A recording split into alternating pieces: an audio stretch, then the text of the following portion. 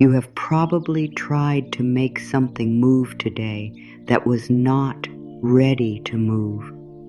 You may have checked your phone more than once for a message that still had not arrived.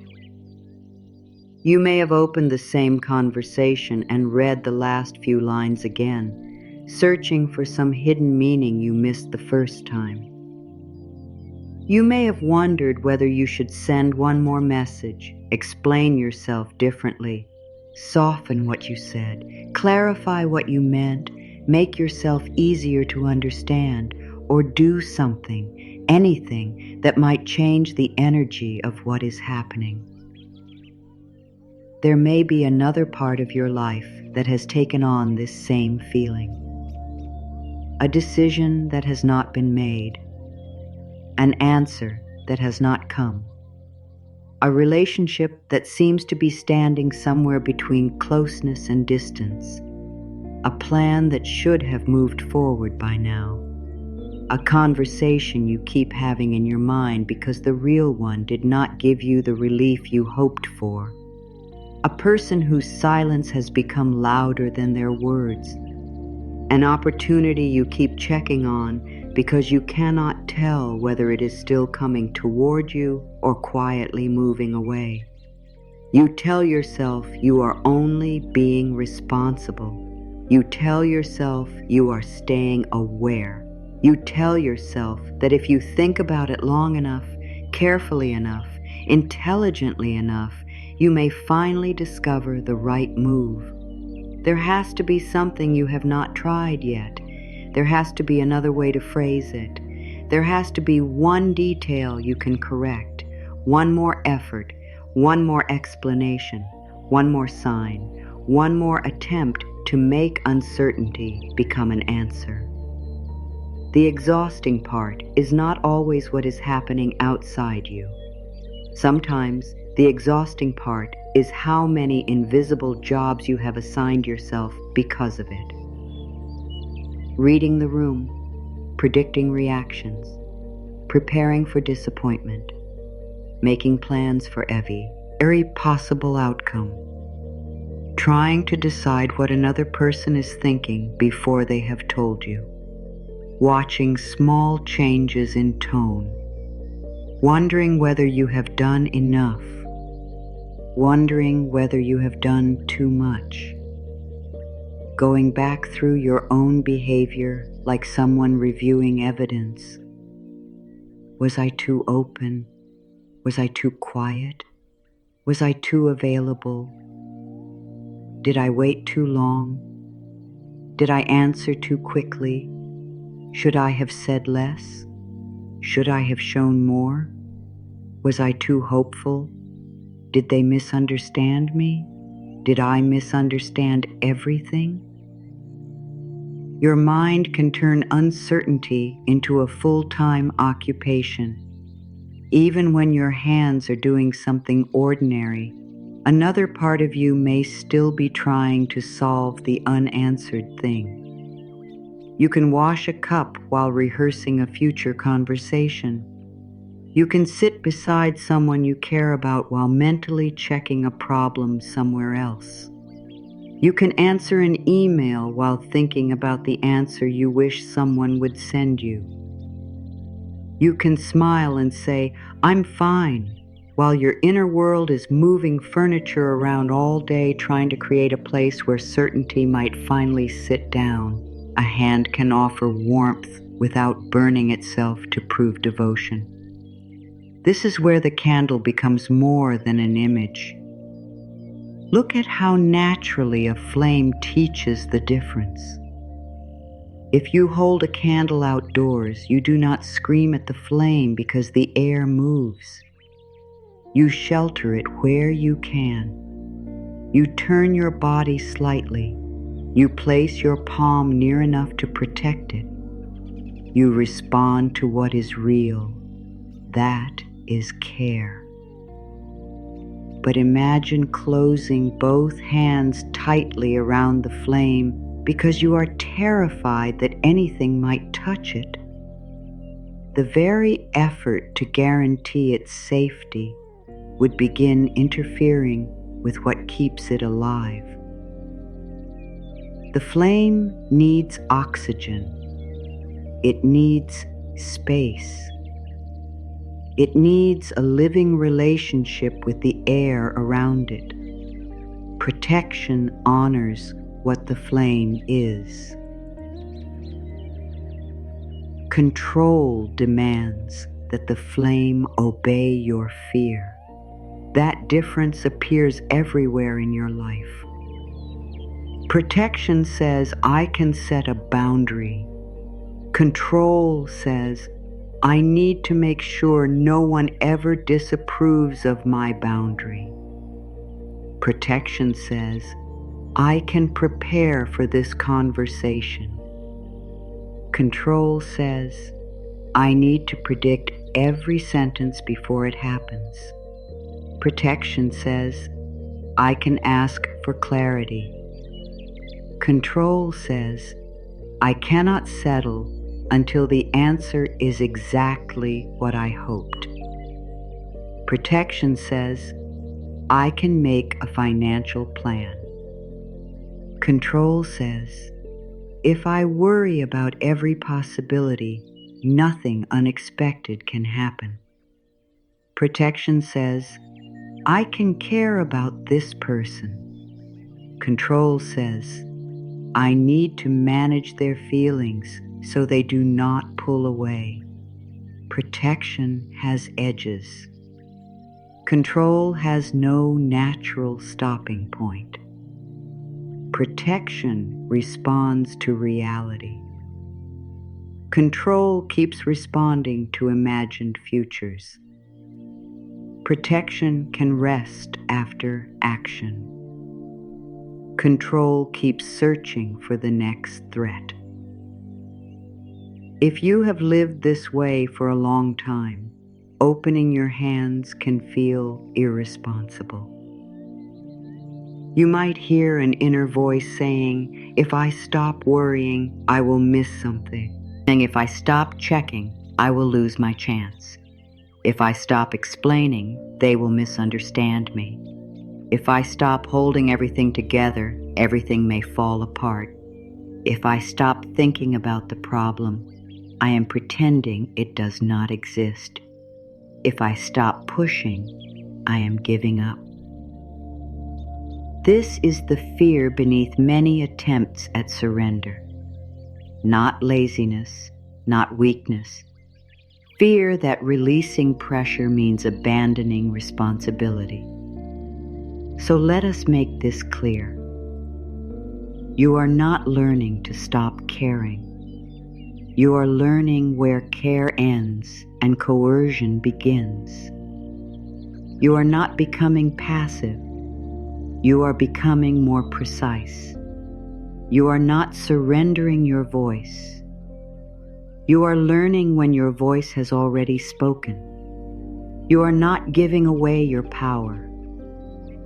You are withdrawing your energy from what never belonged to your power in the first place.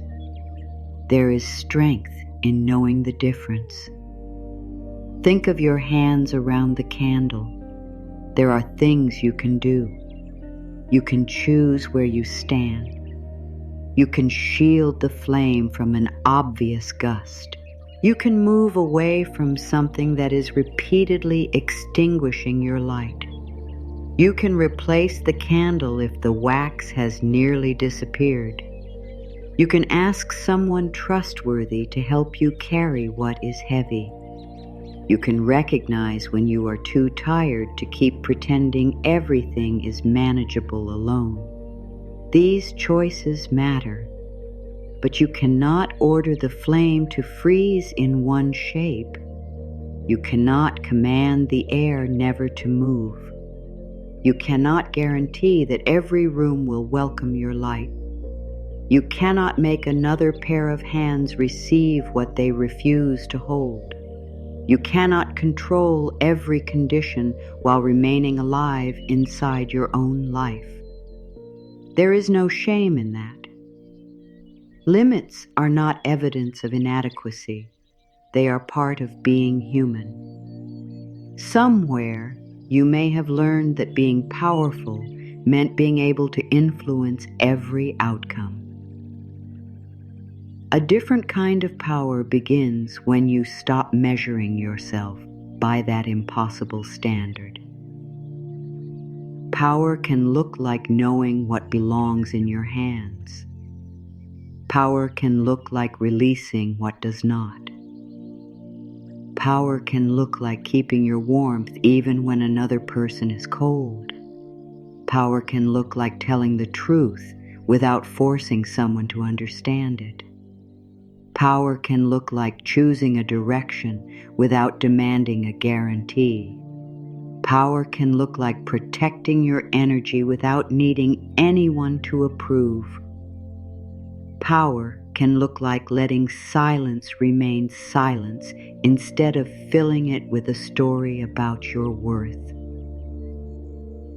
The grown hands in this image have spent a long time facing outward, toward problems, toward other people, toward the future, toward whatever needs to be repaired next. They have been so busy shielding the flame from everything around them that they have barely considered turning inward. That turn is the heart of what is changing. Not throwing the candle away, not leaving it unattended, not pretending the wind is harmless. Turning the warmth inward, imagine lowering your hands. The flame comes closer to those smaller cupped hands. At first, they may hesitate. They may not trust that you intend to stay. Some inner parts of us have received promises before. I will rest after this week. I will take care of myself after this problem is solved. I will stop chasing once I know where I stand. I will enjoy my life once the next goal is reached. I will listen to my body after everything urgent is handled. I will be kinder to myself when I become someone easier to love. The smaller hands know how often their needs have been postponed.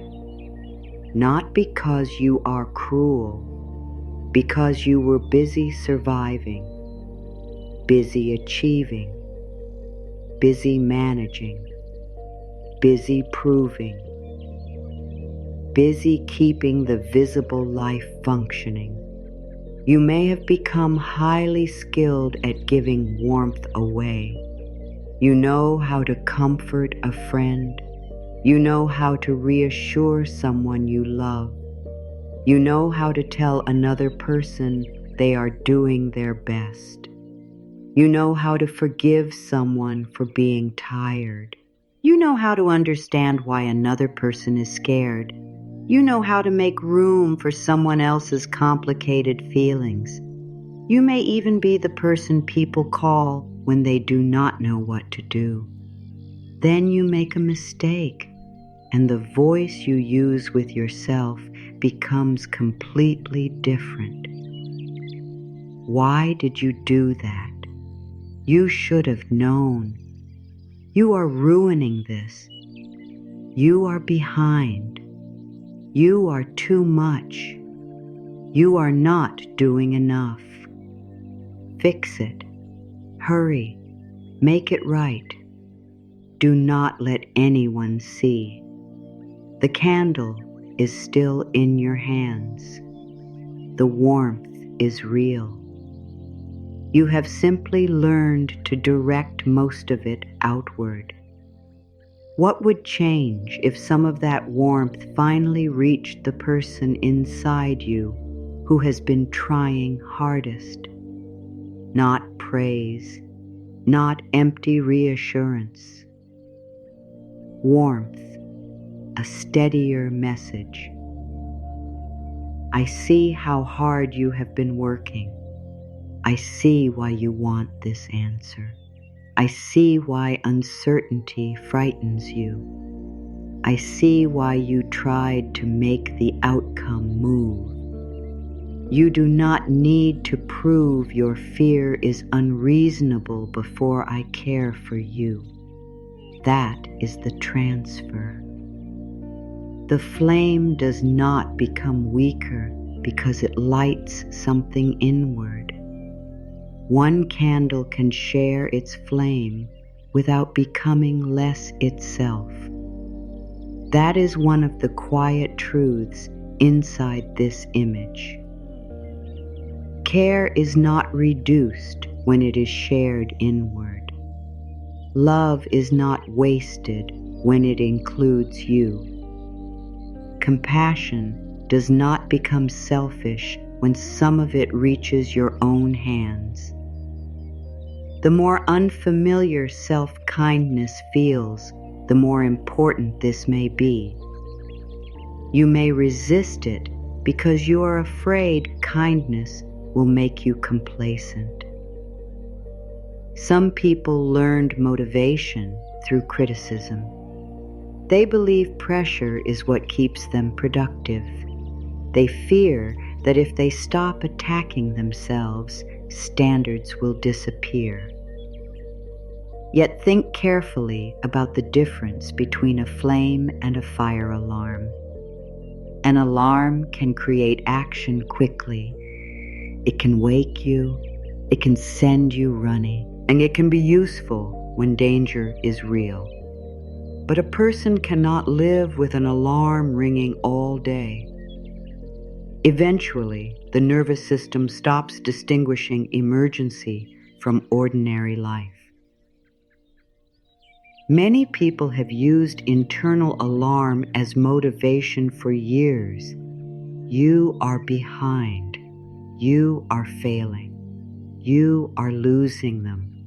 You are running out of time. Do more. Become more. Solve it now. Those messages can produce motion. They cannot reliably produce peace. They can create performance. They cannot create a secure relationship with yourself. The candle offers another form of motivation. Warmth makes movement possible without making movement a punishment. You can improve something because you care about it. You can leave something because you respect yourself. You can build something because you are interested in what might grow. You can apologize because your values matter. You can change because you are alive, not because you hate who you have been. You can act without whipping your own heart forward. There are places where forcing has become so familiar that you may not call it forcing anymore. It may look like constantly refreshing a page to see whether something changed. It may look like researching a decision long after you already have enough information. It may look like asking 3 people the same question because the first answer did not remove your anxiety. It may look like rewriting a message until your natural voice disappears. It may look like checking whether someone saw your message and then building an entire emotional story around the timestamp. It may look like volunteering for more because you are afraid being useful is what makes you valuable. It may look like trying to keep everyone happy at a gathering so no one can blame you if tension appears. It may look like explaining why you need rest, as though rest requires a legal defense. It may look like staying busy because stillness brings you too close to feelings you have not known how to hold. These are not moral failures. They are places where your grown hands have moved too close around the flame. The question is not, how do I stop being this person? The question is, can I create a little more room between the thought and the next check, room between someone else's mood and your automatic assumption of responsibility, room between uncertainty and the urge to solve, room between disappointment and self-blame, room between wanting something and believing you must force it. A flame does not need an enormous sky to breathe. Sometimes a small opening changes everything about how it burns. Your inner life can respond the same way. A little room, a small unclenching, a moment where you do not rush to explain, an afternoon where you let the answer remain unknown, a conversation where you tell the truth without trying to manage how it is received, a decision where you ask what you value instead of what will keep everyone comfortable, a boundary without 10 paragraphs of justification, a desire without turning desire into surveillance. These are small openings. They matter. You may have believed that transformation must feel dramatic. Often it feels like doing one familiar thing differently. You feel the urge to check, and your hand does not immediately reach. You feel the urge to over-explain, and you let the clear sentence remain enough. You feel someone becoming distant, and instead of running toward them emotionally, you turn toward your own dignity. You feel uncertainty rising, and you do not add 5 imagined outcomes to it. You feel fear, and rather than asking fear to predict the future, you let it tell you what it needs now. This is how the flame moves inward, not through a grand declaration, through relationship. You begin becoming someone your inner world can rely on.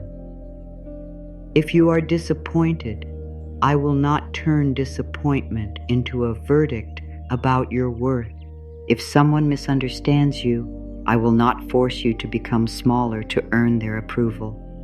If the plan changes, I will help you respond to what is real. If you are afraid, I will not shame you for being afraid. If you need support, I will not pretend strength means doing everything alone. If something is outside our control, I will not punish us with endless thinking. This is what steadiness sounds like. There is a difference between certainty and steadiness. Certainty says, I know exactly what will happen. Steadiness says, whatever happens, I can remain in relationship with myself. Certainty is often unavailable. Steadiness can be practiced now. Certainty depends on the outside world giving you enough information. Steadiness grows from how you meet yourself while information is incomplete. Certainty says the wind must stop.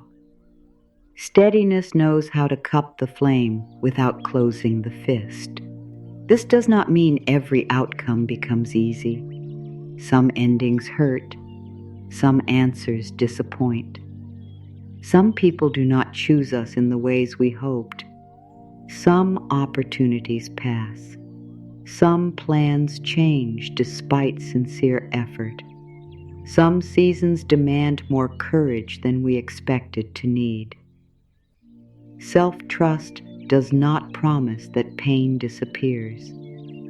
It changes who you become inside the pain. You are not standing there empty-handed. You have warmth. You have discernment. You have choices. You have the ability to ask for help. You have the ability to protect your boundaries. You have the ability to leave situations that repeatedly harm you.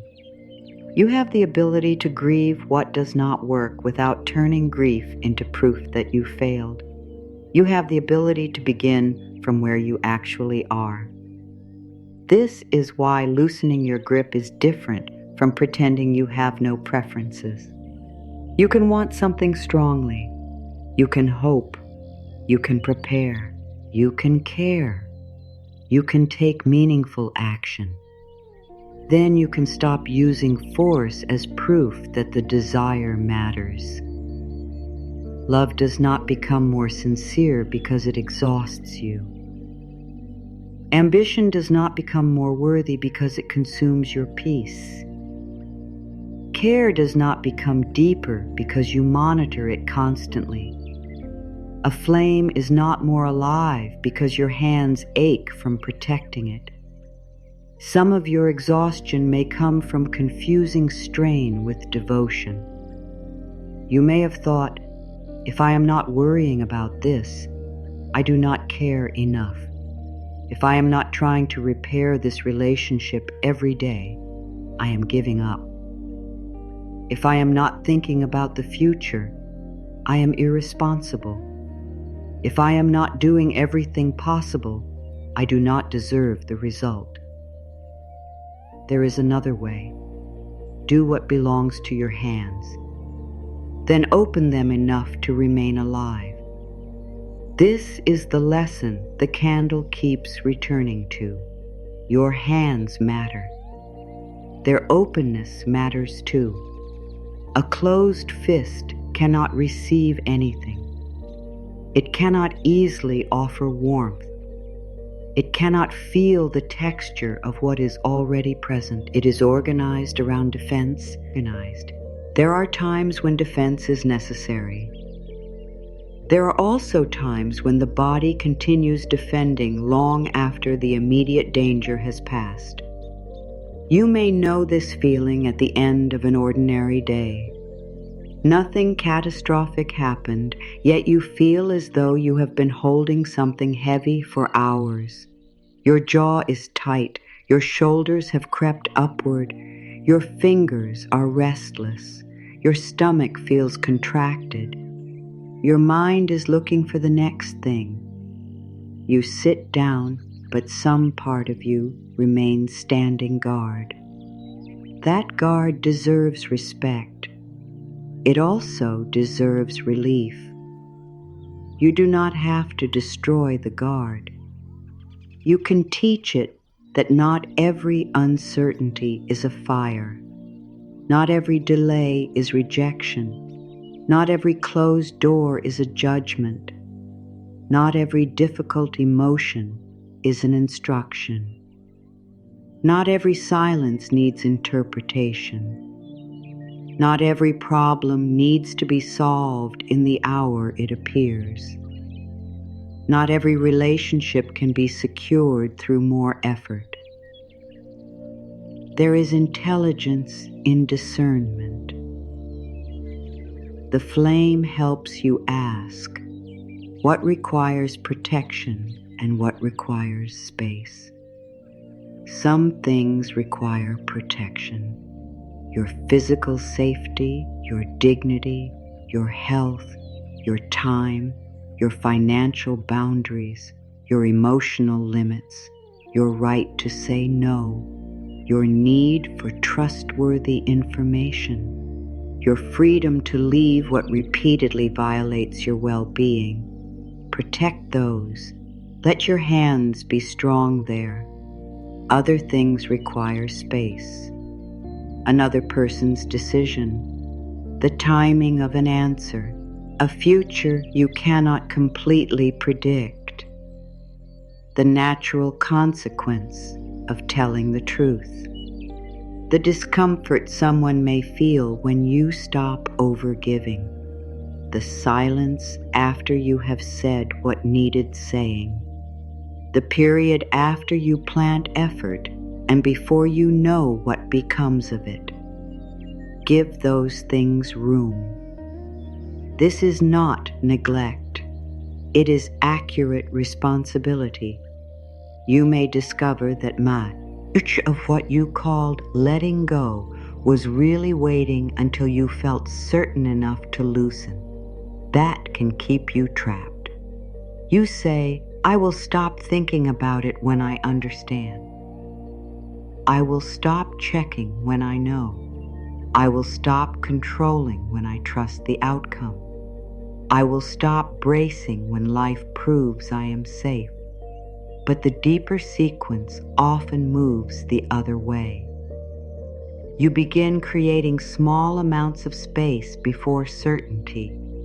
You practice steadiness before proof. You offer warmth inward before the outside world changes. You discover that your own presence can exist alongside unanswered questions. The smaller hands inside you begin to learn something new. They learn that they do not have to pull the grown hands into a fist every time life becomes unclear. They learn that uncertainty does not automatically mean abandonment. They learn that disappointment can be survived without self-rejection. They learn that an unanswered message does not erase your worth. They learn that someone else's confusion does not require you to become their solution. They learn that rest is not carelessness. They learn that boundaries are not cruelty. They learn that your life can continue while a question remains open. This is how trust becomes embodied, not as a slogan, as repeated evidence that you can remain present with yourself. Every time you choose not to chase a certainty you cannot force, those smaller hands feel a little more warmth. Every time you tell yourself the truth without attacking yourself for it, they feel the flame. Every time you act where action is yours and stop where control is not, they learn the difference. Every time you ask for support instead of performing in vulnerability, they learn that grown hands can receive too. Every time you protect yourself without closing your heart to yourself, the flame moves inward. There is another truth hidden inside this image. You cannot pass warmth inward while spending all your attention watching whether the outside world approves. At some point, your gaze has to lower toward your own hands, toward what they are carrying, toward the place inside you that has been waiting. This can feel uncomfortable at first because outward attention may have been one of your oldest strategies. What do they think? Are they happy? Did I do enough? Are they pulling away? Did I make the right impression? Will they choose me? How can I make this work? How do I prevent the wrong outcome? Those questions place your awareness outside your own body. The candle invites different questions. What am I holding too tightly? What is actually mine to protect? What have I already done? Where have I confused pressure with care? What does the smaller part of me need from the grown part of me right now? Those questions do not guarantee a particular outcome. They return you to your own hands. You may realize that the thing you have been trying hardest to move is not only the external situation. You have been trying to move the feeling inside yourself. The uncertainty, the waiting, the fear, the vulnerability of not knowing, the ache of wanting, the possibility of disappointment, the old memory awakened by the present moment. You thought, If I can change what is happening out there, I will not have to feel what is happening in here. That is understandable. It is also exhausting, because the outer world does not always move on the schedule of your inner discomfort. Another person may need time. A process may take longer than you hoped. A decision may remain unknown. A relationship may reveal itself slowly. A plan may require adjustment. A truth may become clear only after you stop demanding immediate clarity from it. The smaller hands do not need you to make the outside world hurry. They need to know you can remain with them while it does not. This is where the lesson approaches its center. The flame is still warm. Your grown hands are still capable. The smaller hands are still open. Nothing has been thrown away. Nothing important has been denied. You are not stepping away from your life. You are changing the way you hold it. For a long time, you may have believed the safest grip was the tightest one. The candle teaches something else. Too much pressure can interfere with the very warmth you are trying to protect. Open hands are not empty hands. They are responsive hands. They can protect. They can receive. They can release. They can reach. They can rest. They can pass warmth from one place to another. Imagine those smaller hands coming closer now. Not demanding, not pleading, only waiting. The flame stands between the grown hands and the smaller ones. A little light touches both. You do not lose anything by lowering it. You do not become less capable. You do not become less intelligent. You do not become less prepared for life. Something inside you is beginning to understand that there is another way to carry what matters. Not with a fist, with a cup. Not by demanding that the flame obey, by learning the shape of your own hands. And perhaps the next movement is not to push life forward at all. It is to loosen the grip enough for the warmth to finally travel where it has been trying to go. You do not need to push the flame downward.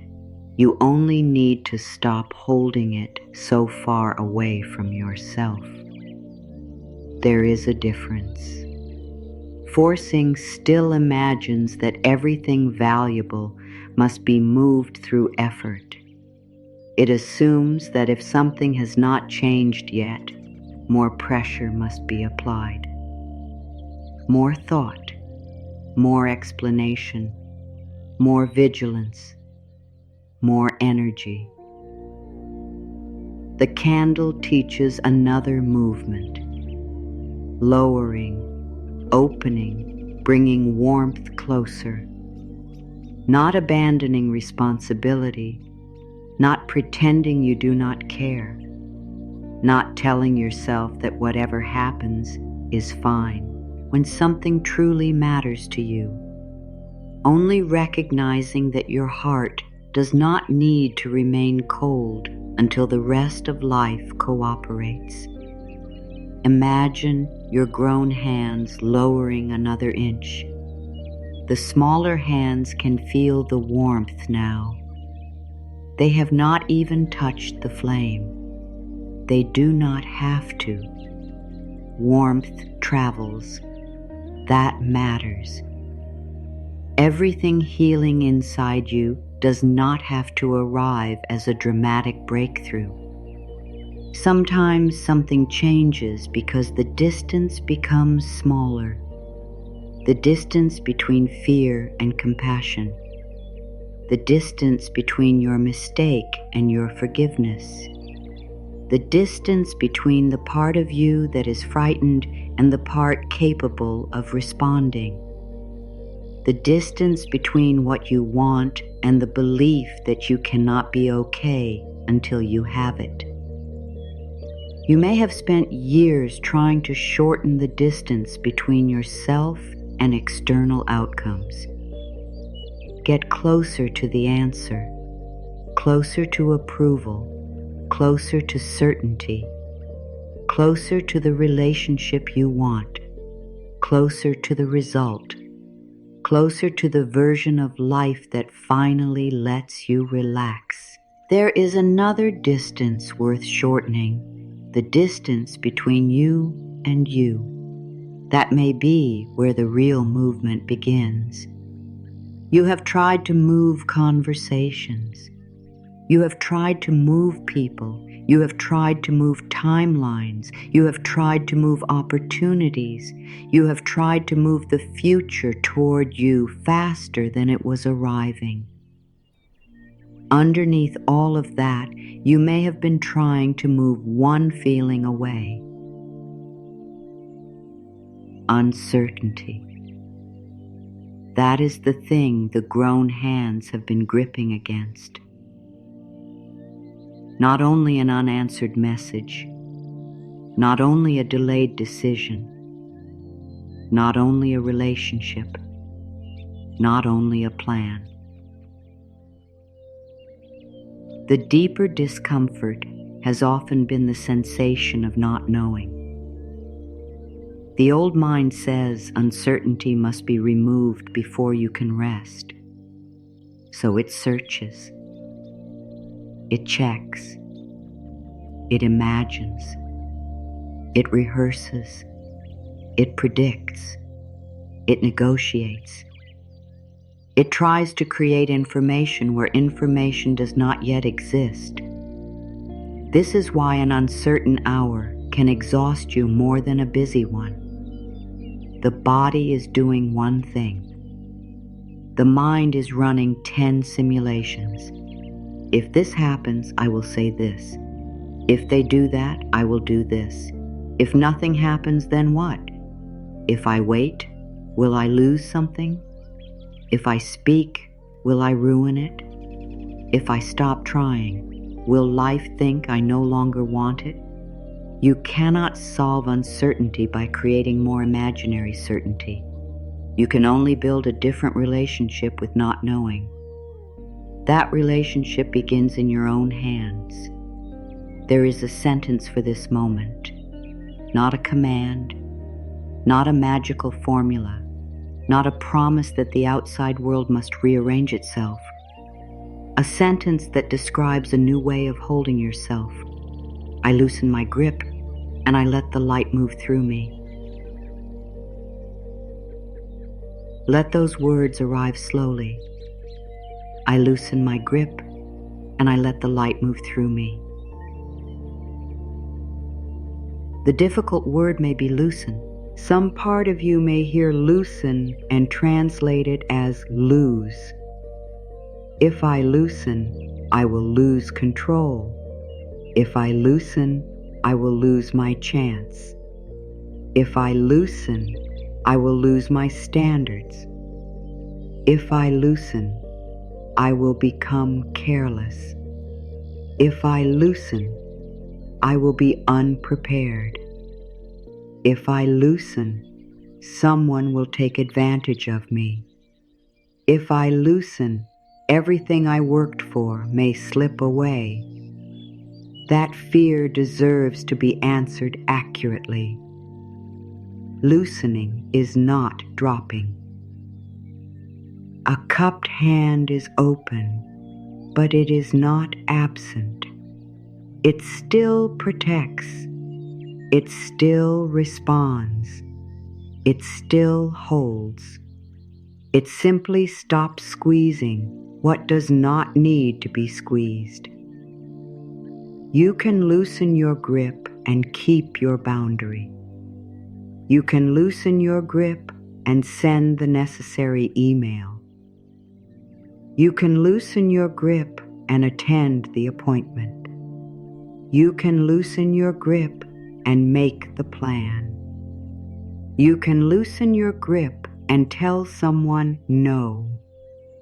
You can loosen your grip and walk away from what is harmful. You can loosen your grip and still care deeply. You can loosen your grip without surrendering discernment.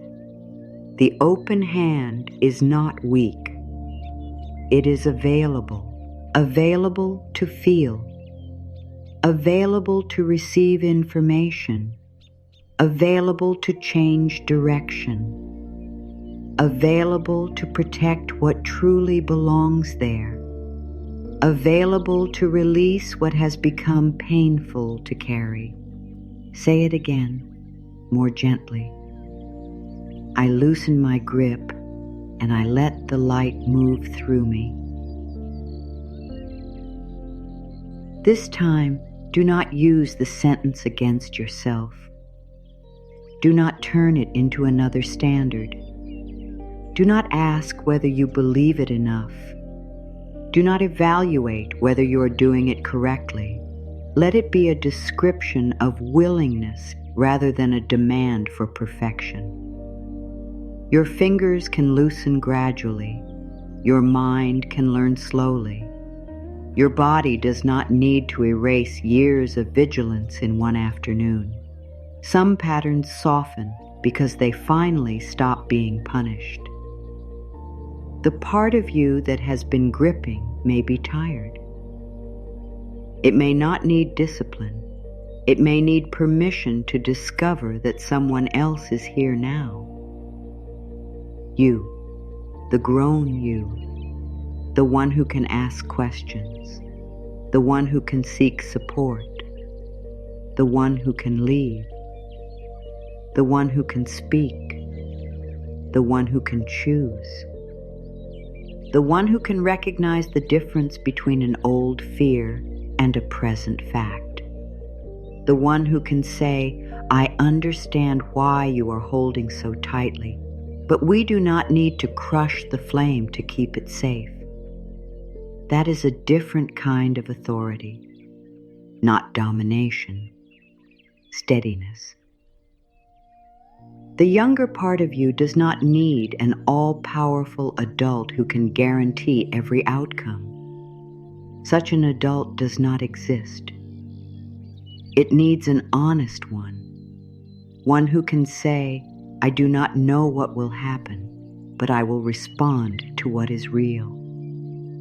I cannot promise that no one will disappoint us, but I will not use their disappointment as evidence that we are unworthy. I cannot promise every door opens, but I can choose not to batter myself against a door that repeatedly refuses to move.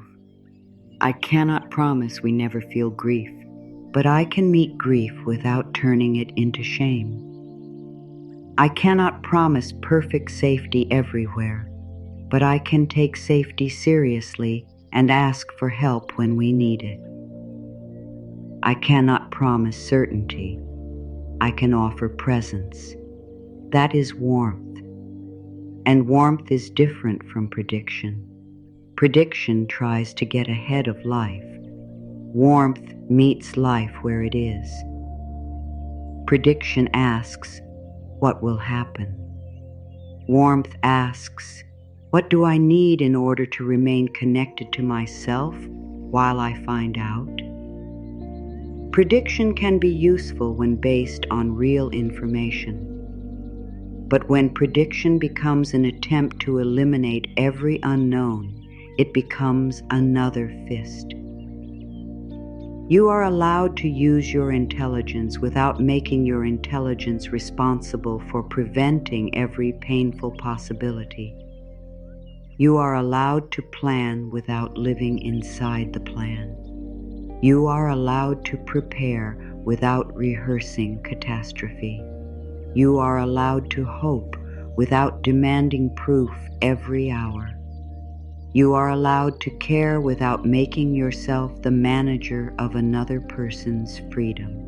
That is where the flame gains air. This is not another task for you. Nothing here requires you to fix your thinking.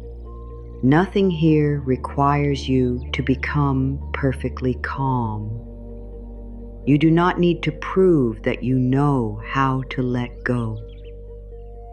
You do not need to force yourself into acceptance. You do not need to pretend that something does not matter when it matters deeply. You do not have to call disappointment a blessing before you are ready. You do not have to become detached from your own heart. You do not have to convince yourself that you no longer care. There is nothing spiritually impressive about denying what is real inside you. If you want an answer, you want an answer. If you miss someone, you miss them. If you hoped something would work, that hope was real. If you are tired of waiting, your tiredness deserves honesty. If part of you is afraid that stopping your effort means losing your chance, that fear deserves tenderness rather than criticism. You are not being asked to become a different person in the next few moments. You are being invited to understand why your hands have been holding so tightly. Because forcing rarely begins as force. It often begins as care. You care about the relationship, so you keep thinking about what would repair it. You care about your future, so you keep searching for the safest next move. You care about being understood, so you keep explaining. You care about doing the right thing, so you keep reviewing your decisions. You care about not disappointing people, so you try to predict their needs before they name them. You care about avoiding another painful surprise, so your mind tries to arrive at tomorrow before tomorrow gets here. There is something deeply human in this.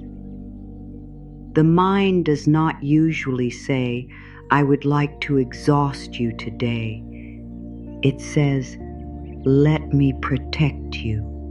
Let me check once more. Let me think this through again. Let me prepare for what might happen. Let me make sure no one is upset. Let me find a way to reduce the risk. Let me keep this from slipping away. Let me make certain we never feel that old feeling again." The mind often learns protection from experience. There may have been times when noticing a small change in someone's mood really did matter. There may have been times when being prepared helped you feel safer. There may have been situations in which staying alert protected your dignity, your heart, your stability, or your ability to respond. There may have been seasons when you learned that being useful earned affection, when being easygoing kept conflict away, when being impressive earned approval, when being quiet prevented tension, when thinking ahead saved you from embarrassment, when reading another person carefully seemed wiser than asking directly, when carrying more than your share felt safer than trusting anyone else to carry theirs. A habit can outlive the situation that created it. The body may still brace even when there is nothing to brace against. Some people discover that when they stop forcing, an unfamiliar emptiness appears. They ask, "What do I do with myself now? If I am not checking, what do I do? If I am not analyzing the conversation, where does my mind go? If I am not trying to influence the outcome, what happens to all this energy?" This question is more important than it seems, because forcing has occupied space, a great deal of space, mental space, emotional space, physical space, time, attention, imagination. When you stop feeding an old pattern, the empty space can initially feel strange. Do not mistake that strangeness for proof that you should return to the pattern. The empty space is not punishment. It is room. Room to drink the coffee while it is warm. Room to listen to the person sitting across from you. Room to finish one task without mentally living inside another. Room to laugh without immediately remembering the unresolved thing. Room to feel grief honestly instead of hiding it beneath activity.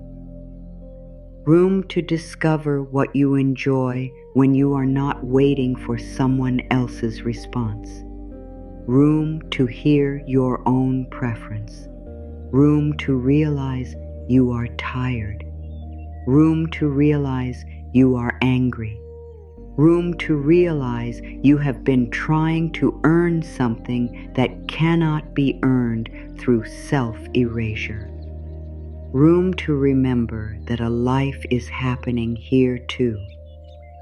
Your life. Not only the future life you hope is coming. This one. The day already beneath your feet. The body already carrying you. The people who are already present. The things already asking for your attention.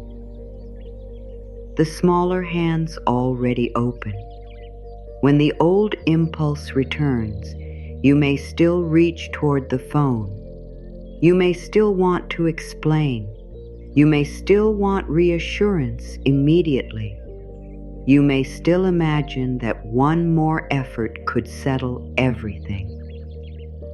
There is no need to turn that impulse eye into a crisis. You can recognize it. Of course I want certainty. Of course I want relief. Of course I want this to move. Then ask what belongs to your hands. Has the message already been sent? Has the question already been asked? Has the truth already been stated? Has the reasonable action already been taken? If not, take the action that is truly yours. If yes, then the next action may be inward, not because the outer matter is unimportant, because you have reached the edge of your responsibility. At that edge, force becomes self-consumption. The candle shows you the difference. There is the rim of the cup. Your hands end somewhere. They were never meant to cover the entire sky. This is why boundaries are part of love. A boundary says, "This is where my hand ends." Your feelings can matter without becoming my assignment. Your opinion can exist without becoming my identity. Your urgency can be real without automatically becoming my emergency. Your disappointment can be uncomfortable without requiring me to betray myself.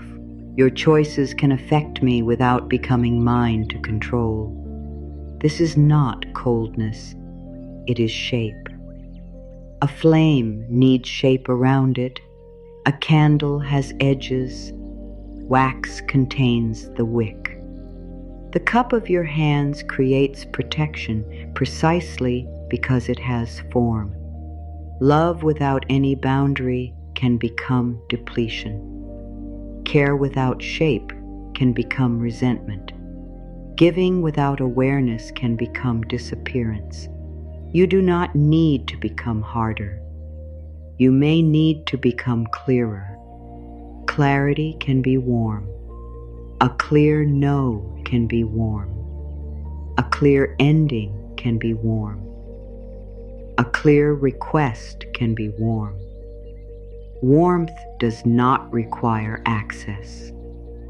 Compassion does not require self-sacrifice.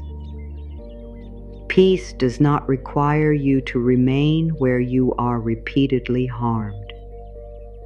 If something in your life is unsafe, abusive, coercive, threatening, or seriously damaging to your well-being, releasing force does not mean tolerating it. It can mean protecting yourself, creating distance, reaching toward people you trust, seeking community, getting qualified professional support, using practical resources. Leaving when leaving is the safer choice. A peaceful inner practice is not a replacement for medical care, psychological support, legal guidance, financial expertise, or other appropriate professional help when you need it. There is strength in support. There is wisdom in taking real conditions seriously. The candle metaphor is not asking you to imagine danger away. It is asking you to stop using inner punishment as your only form of protection. You can be compassionate toward yourself while taking strong action. You can be spiritually reflective and practical. You can hold hope and evidence at the same time. You can want peace and still say, "This is not acceptable." You can release the need to control another person while controlling your own access to them. That distinction protects the flame. It protects the smaller hands too. They do not need to learn that peace means enduring harm. They need to learn that peace can include protection, that love can include leaving, that self-respect can include consequences, that safety may require other people's help, that asking for qualified support does not mean weakness. It means the grown hands know when the flame deserves more shelter than they can provide alone. There is something beautiful about that. Even strong hands can receive help. Even capable hands can tremble. Even hands that have carried others deserve somewhere to rest. You may have built an identity around being the person who manages, the person who knows, the person who fixes, the person who holds everyone together, the person who can always take one more thing. When people praise that version of you, loosening can feel dangerous. Who am I if I am not the one doing everything? Will I still matter if I stop rescuing? Will people still want me if I stop anticipating? Will they stay if I ask them to carry their part? Will I recognize myself if my life is not organized around being needed? These questions touch the flame closely, because forcing is not always about getting a result. Sometimes it is about preserving an identity. the indispensable one, the strong one, the easy one, the healer, the fixer, the person who never asks for much, the person who can be counted on even when exhausted. There is dignity in reliability. There is also dignity in being human. You are not valuable because you can carry beyond your capacity. You do not become more lovable by making yourself endlessly convenient. Your place in someone's life should not depend upon how much of yourself you erase to maintain it. That realization may sting. Let it be honest. Some people liked the version of you who had fewer boundaries. Some people benefited from your overgiving. Some relationships may feel different when you stop performing constant emotional labor. That does not automatically mean you are doing something wrong. Sometimes the warmth changes direction and the entire arrangement becomes visible. You begin seeing where all your energy has been going, toward making someone understand, toward keeping someone interested, toward preventing someone's disappointment, toward proving your goodness, toward rescuing people who repeatedly return to the same fire, toward opportunities that ask for your entire identity in exchange for possibility, toward futures that have not yet agreed to exist. Then you look inward and realize the smaller hands have been waiting. They have not been asking for everything, only some warmth. This is the first open loop closing. The thing you have been trying hardest to move has often been the feeling of uncertainty inside you. You thought the outside world had to move first. The candle reveals another possibility. Something inside can move before the answer arrives. Your grip can change. Your relationship with waiting can change. The way you speak to yourself can change. The amount of your day you surrender to the unknown can change. The boundary between your responsibility and someone else's can become clearer. The smaller hands can receive warmth now, not someday. Not after everyone approves, not after the message comes, not after life becomes predictable. Now, there is the shift, not certainty, contact, the grown hands meeting the smaller ones. There is another question, though, a quieter one. What happens when those smaller hands finally receive the flame instead of merely feeling its warmth from a distance? We will come to that. For now, there is something you can choose.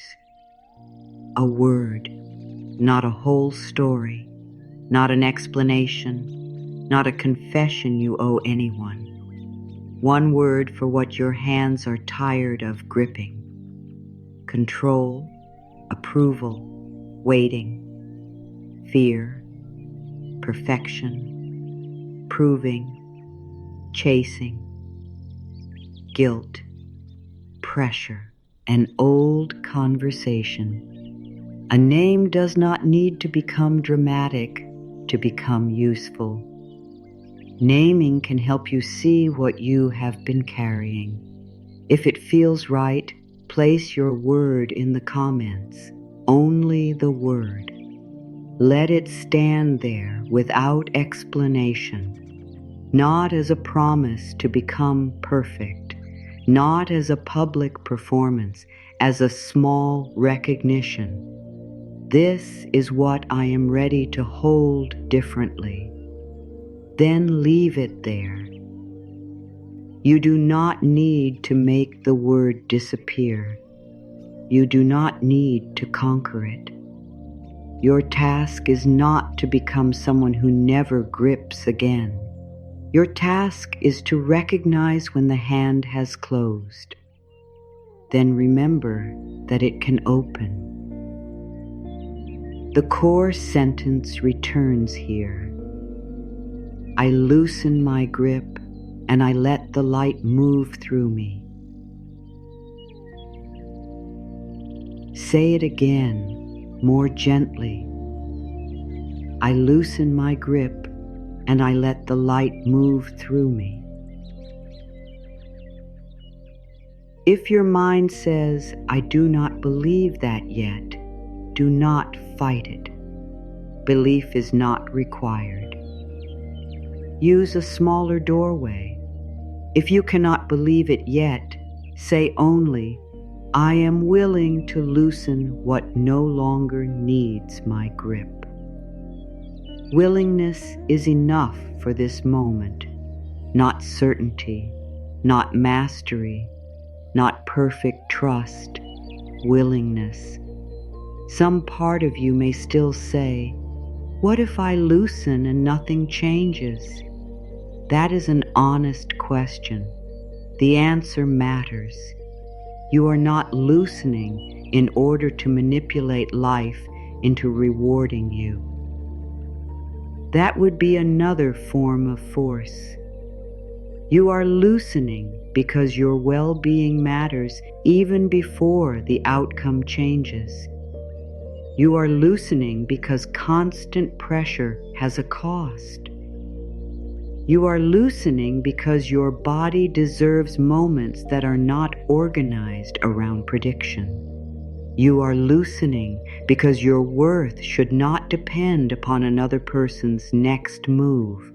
You are loosening because there are parts of your life you cannot receive while both hands are occupied gripping one unresolved thing. You are loosening. And because open hands can respond better than exhausted fists. If the outside situation moves, you can meet that movement. If it does not move today, you can still remain here. That is the freedom. You stop making inner peace a bargain with external timing. You stop saying, I will be kind to myself if the result is good. You stop saying, I will breathe when I know. You stop saying, I will participate in my life after this question is answered. You begin offering yourself something that does not need permission from circumstance. Warmth. The flame belongs here too. Imagine your grown hands now. They are not empty. They are not careless. They are open enough to feel the heat without smothering it. Below them, the smaller hands wait. You lower the candle. There is no rush, no dramatic transfer, only enough closeness for both pairs of hands to exist around the same light. The younger part of you does not need to carry the whole candle alone. That would only repeat the old burden in a smaller body. You are not handing responsibility backward. You are sharing warmth inward. This distinction changes the vow. A vow should not become another demand. It should not threaten you with what happens if you fail. It should not ask you to predict your behavior forever. It can be an orientation, a way of turning, a sentence that brings the image back when the old grip returns. I cup this flame with open hands and I pass its warmth inward. Feel the vocabulary of it. Cup, not clutch. Flame, not emergency. Open hands, not fists. Pass, not force. Warmth, not pressure. Inward, not always away from you. I cup this flame with open hands, and I pass its warmth inward. You do not have to promise you will never chase again. You do not have to promise you will never become anxious. You do not have to promise you will never overthink. Those promises are too brittle for a human life. This vow is smaller and stronger. When you recognize the flame in your hands, you remember where some of the warmth belongs. Inside. When uncertainty returns, warmth inward. When someone becomes distant, warmth inward. When a plan changes, warmth inward. When you make a mistake, warmth inward. When you feel embarrassed by your own hope, warmth inward. When you are tempted to prove your worth through exhaustion, warmth inward. This does not solve every problem. It changes the condition from which you meet the problem. That matters more than it sounds. A frightened fist makes different decisions from an open hand. The fist reacts to get immediate relief. The open hand can ask what is true. The fist says, "Send the message now." The open hand asks whether anything new needs to be said. The fist says, "Explain until they agree." The open hand remembers that understanding cannot be forced.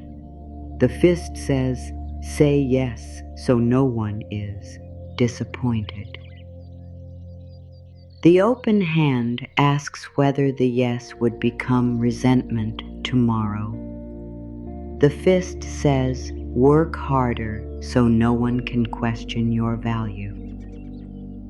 The open hand asks whether your value was ever supposed to be proved by depletion. The fist says, "Get an answer."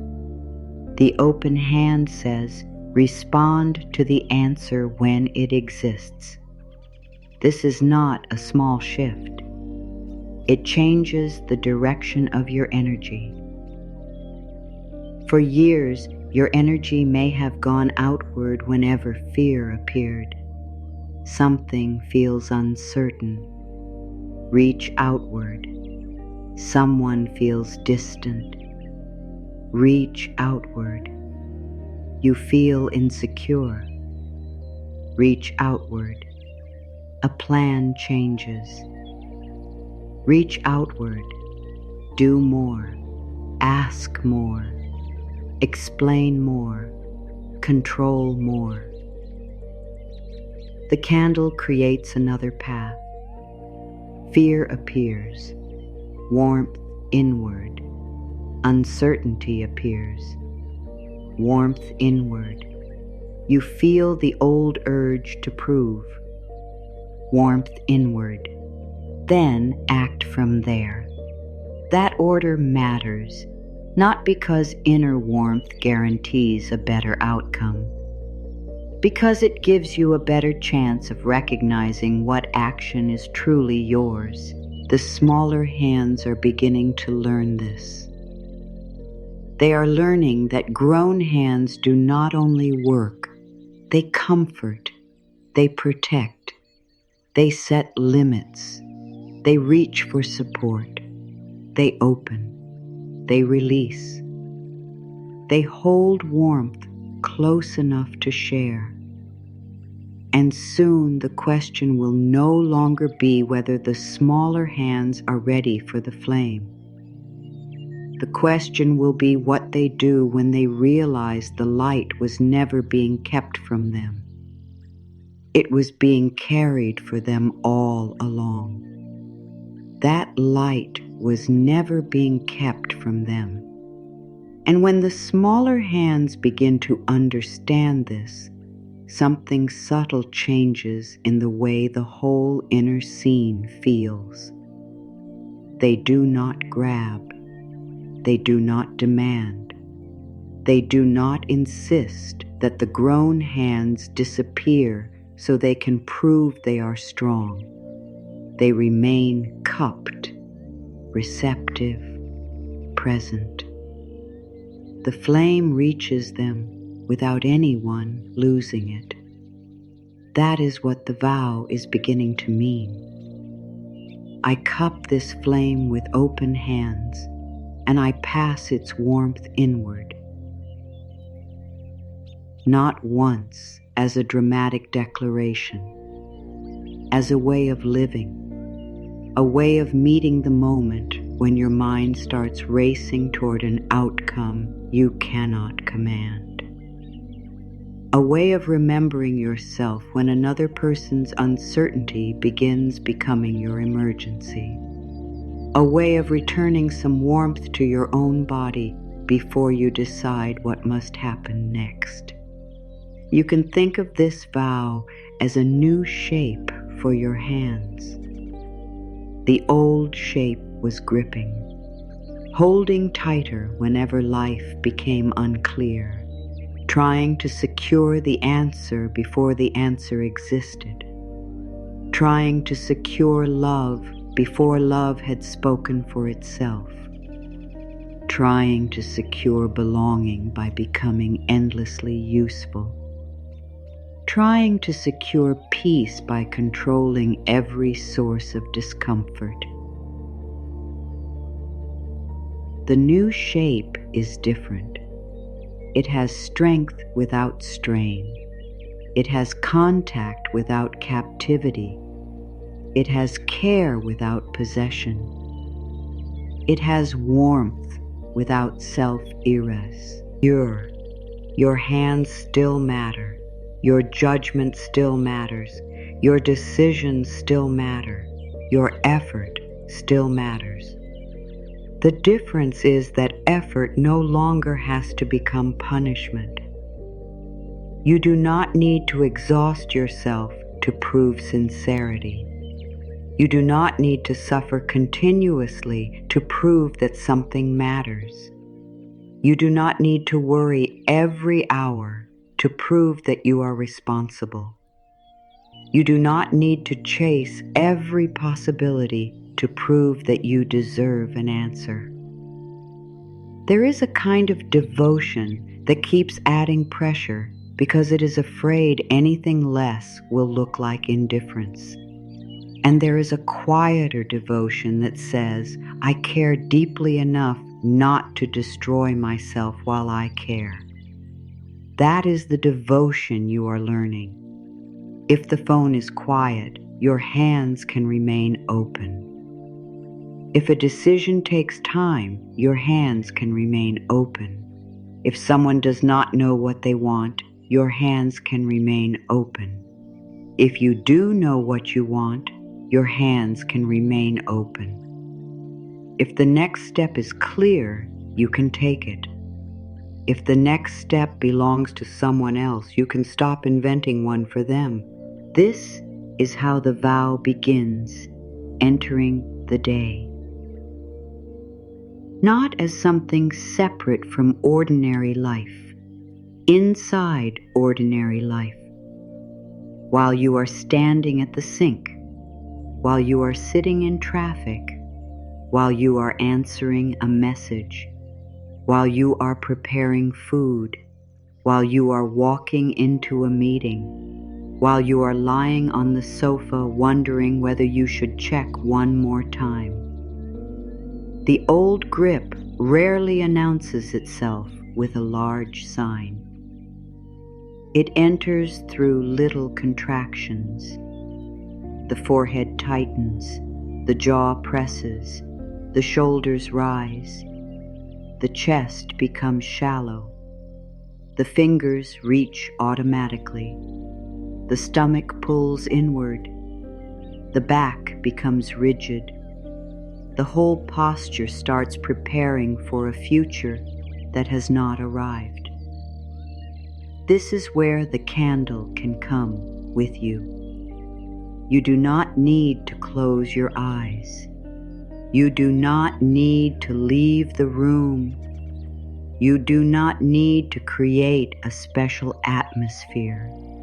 You can remember the flame in the middle of real life. Start with your forehead.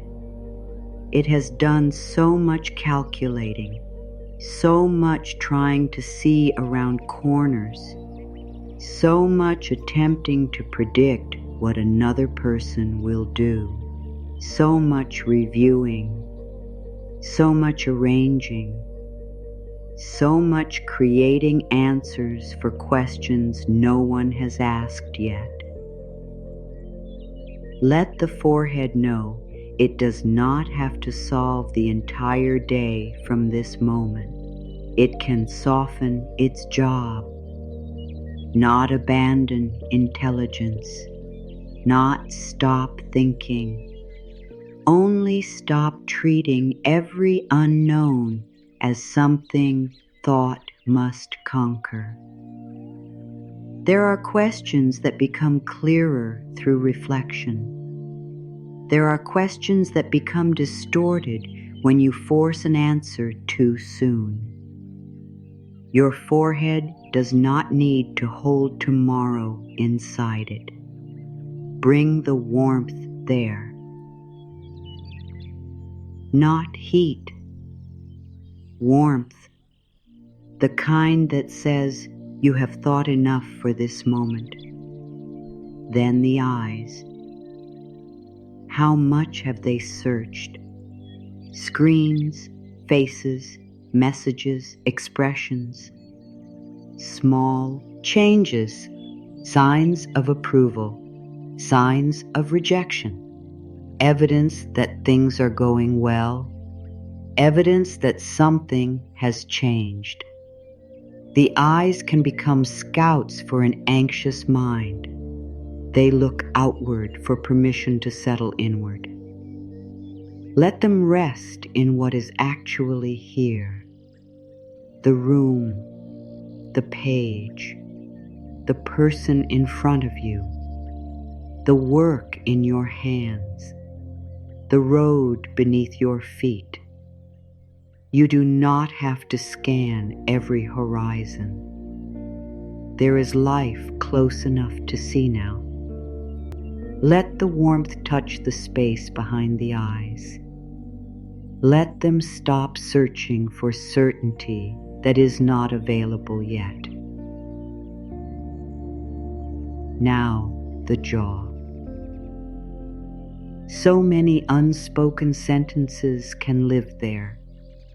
What you wish you had said, what you intend to say if someone brings it up, what you are preparing to defend, what you keep explaining in your imagination to a person who is not even in the room.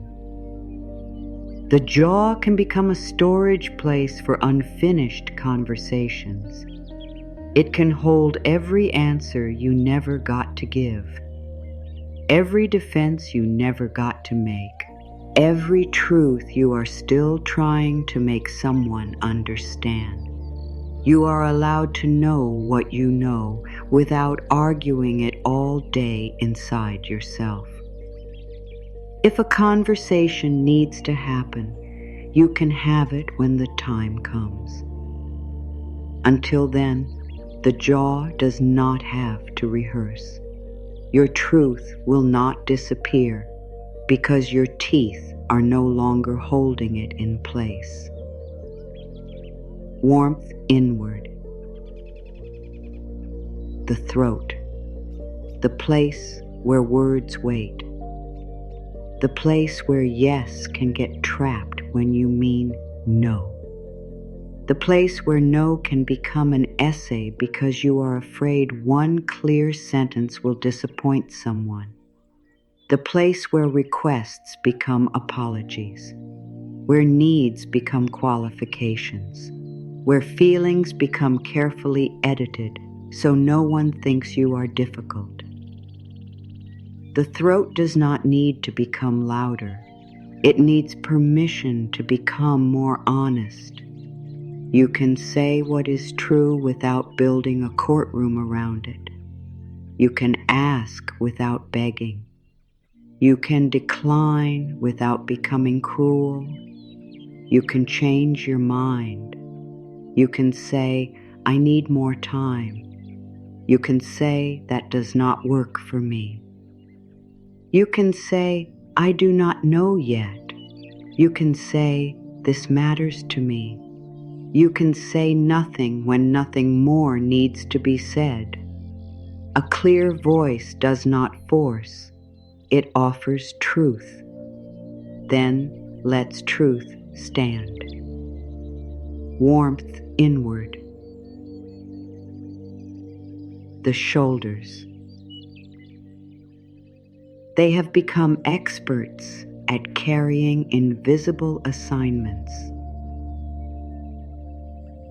Make everyone comfortable. Do not disappoint anyone. Keep the plan moving. Remember everything. Be prepared. Be available. Do not let anything go wrong. Hold the family together. Hold the work together. Hold yourself together. Look capable while doing it. Some responsibilities are real. Some are inherited. Some were never yours. Let the shoulders feel the difference. You can carry what belongs to you without carrying every possible consequence. You can be dependable without becoming endlessly load-bearing. You can help someone without becoming the ground beneath their entire life. You can care and still put something down. You can finish what is yours and leave what belongs to another person in their own hands. Your shoulders are not evidence of how much you love. Your exhaustion is not a certificate of goodness. Bring the flame closer, warmth inward. Now the chest. This may be where urgency becomes emotional. The place that tightens when a name appears on the screen. The place that drops when the answer is not what you hoped. The place that speeds up when you think something is changing. The place that aches when you want to be chosen. The chest carries desire close to the surface. Do not shame desire. There is nothing wrong with wanting. Wanting love, wanting clarity, wanting security, wanting meaningful work, wanting reconciliation, wanting recognition, wanting a new beginning, wanting relief. Wanting something does not make you weak. You do not have to reduce the desire in order to reduce the force. This is important. You can want fully and grip less. You can care deeply and breathe more freely.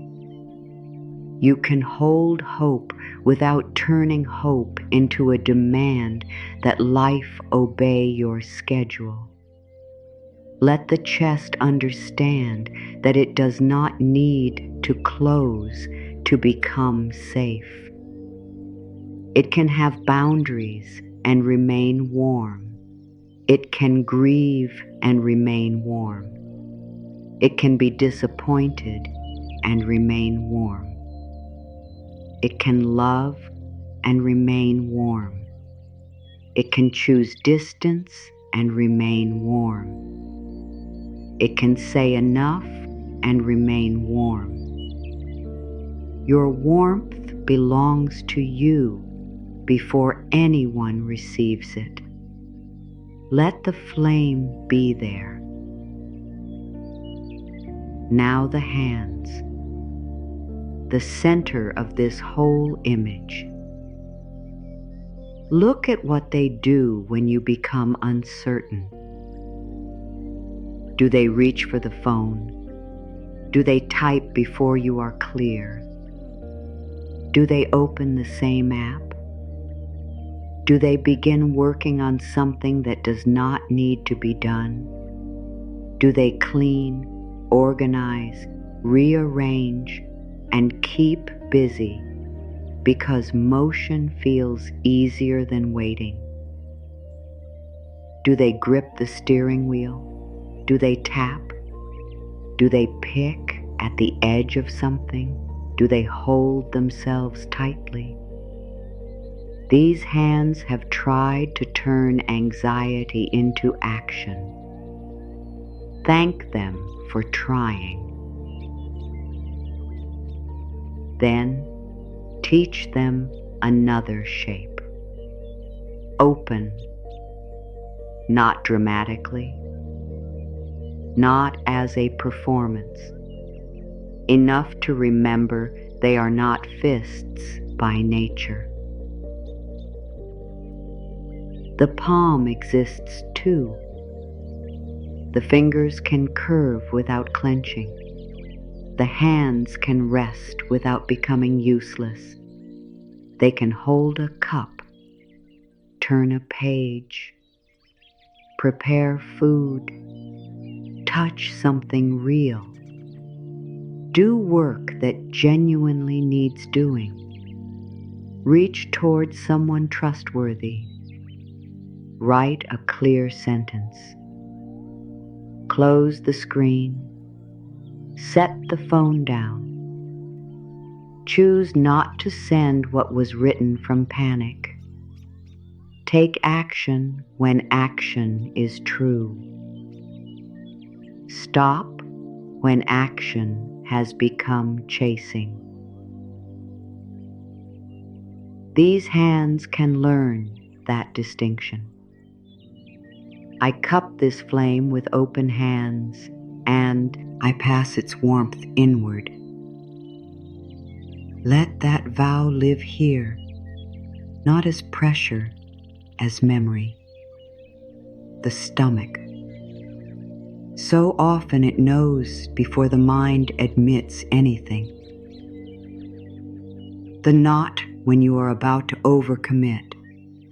The contraction when something feels wrong. The hollow feeling when you are waiting to be chosen. The twisting uncertainty of not knowing whether to stay or go. The stomach can carry the tension between what you know and what you are trying to force yourself to believe. Listen without turning every sensation into prophecy. A feeling can be information without being a prediction. Fear can say, I am scared. It does not automatically mean something terrible is about to happen. Excitement can say, this matters. It does not mean this outcome is guaranteed. Discomfort can say, pay attention. It does not mean panic. The body deserves to be heard without being made responsible for telling the future. Warmth inward. Give it room. The back, the part of you that stays upright even when nobody sees the effort. The part that has carried history quietly. The part that has kept going. Think of how often you have asked your back to support an identity of strength. I can handle it. I am fine. Do not worry about me. I have it. I will figure it out. There is dignity in capability. There is no rule that capability must exclude support. You are still capable when someone helps you. Still strong when you ask a question. Still worthy when you need guidance. still whole when a day is too heavy to carry alone. Let your back stop proving. Let it support you rather than advertise how much you can endure. Warmth inward. Your hips and legs, the parts of you that move through the world. They have taken you into rooms you were nervous to enter, away from places you could no longer remain, toward people, away from people, into beginnings, through endings, across ordinary floors on difficult days. They know movement better than the mind does. Movement does not always happen through pushing. Sometimes movement is one clear step, then another when it is time.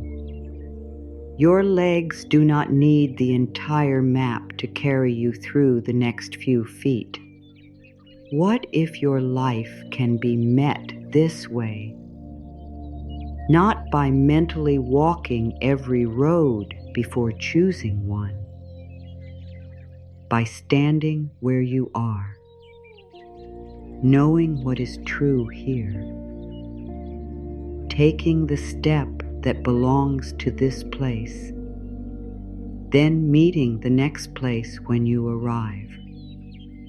Your whole future does not need to fit inside your hands today.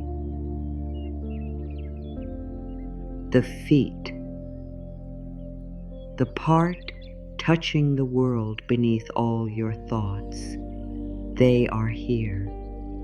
Whatever the unresolved situation is, your feet are here. Whatever someone else is deciding, your feet are here. Whatever answer has not arrived, your feet are here.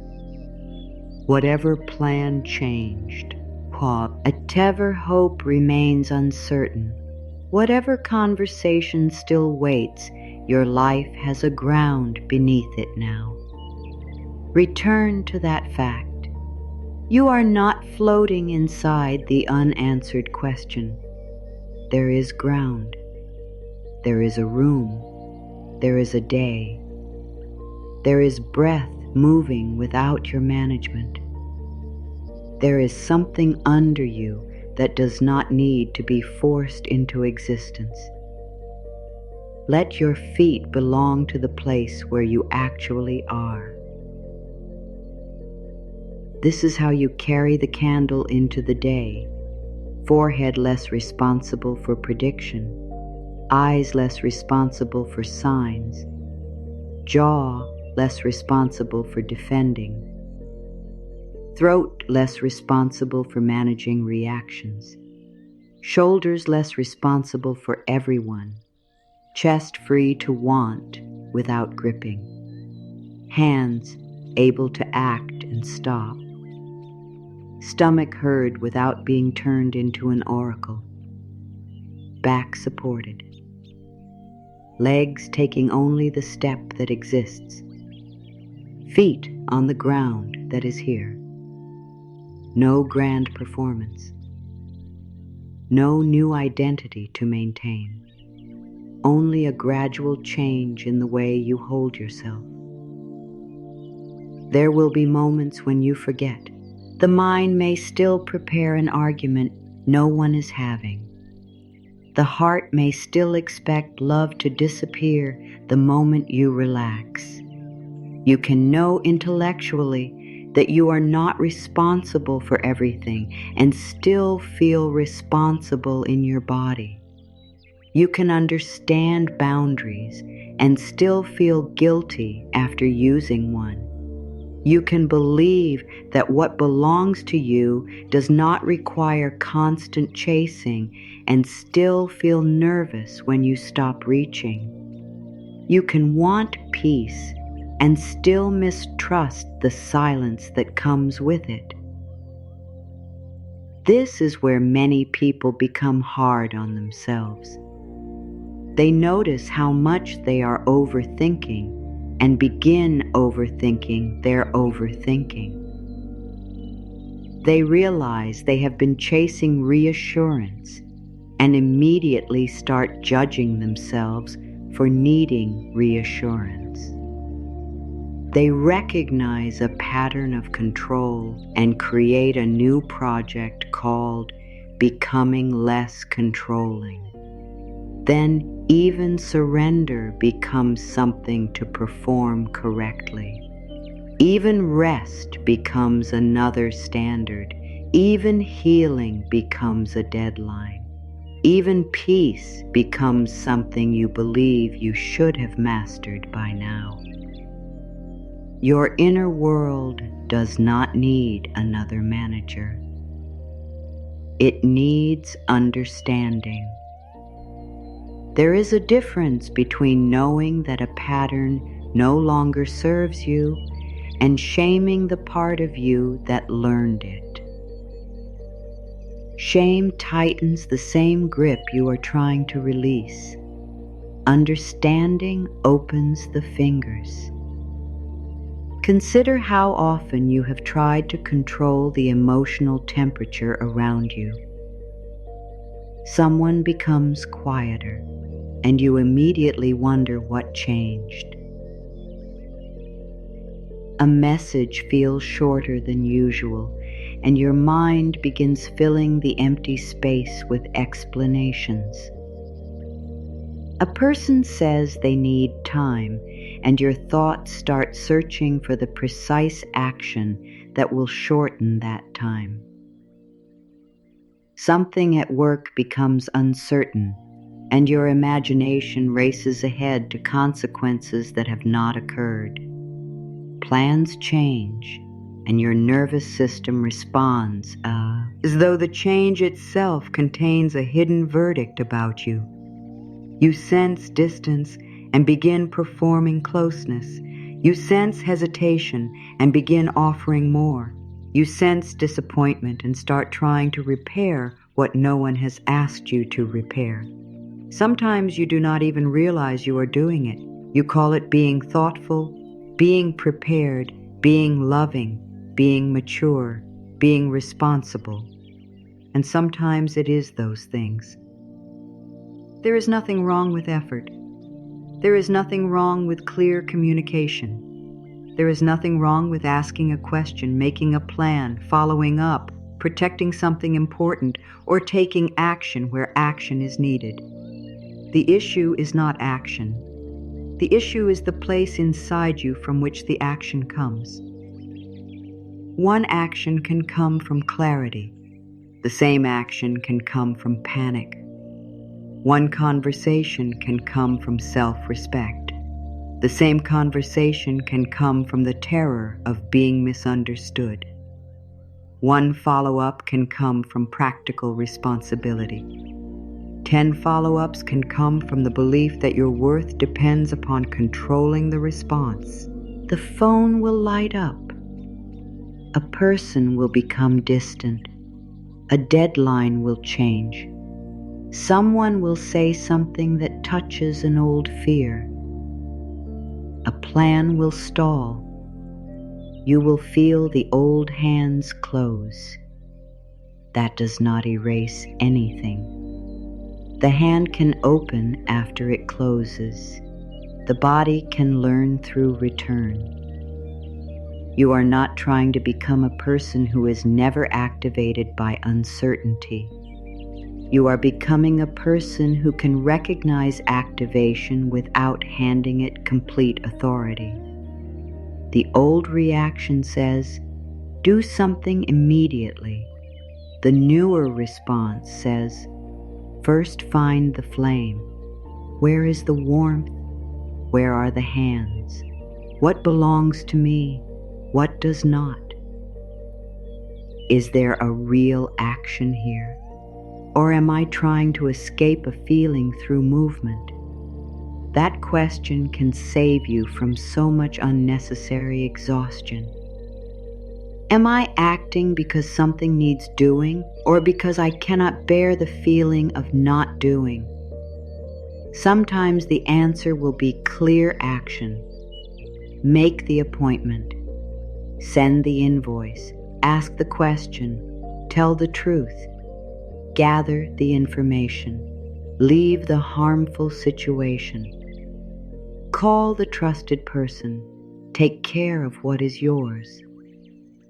Sometimes the answer will be that nothing useful remains to do in that moment.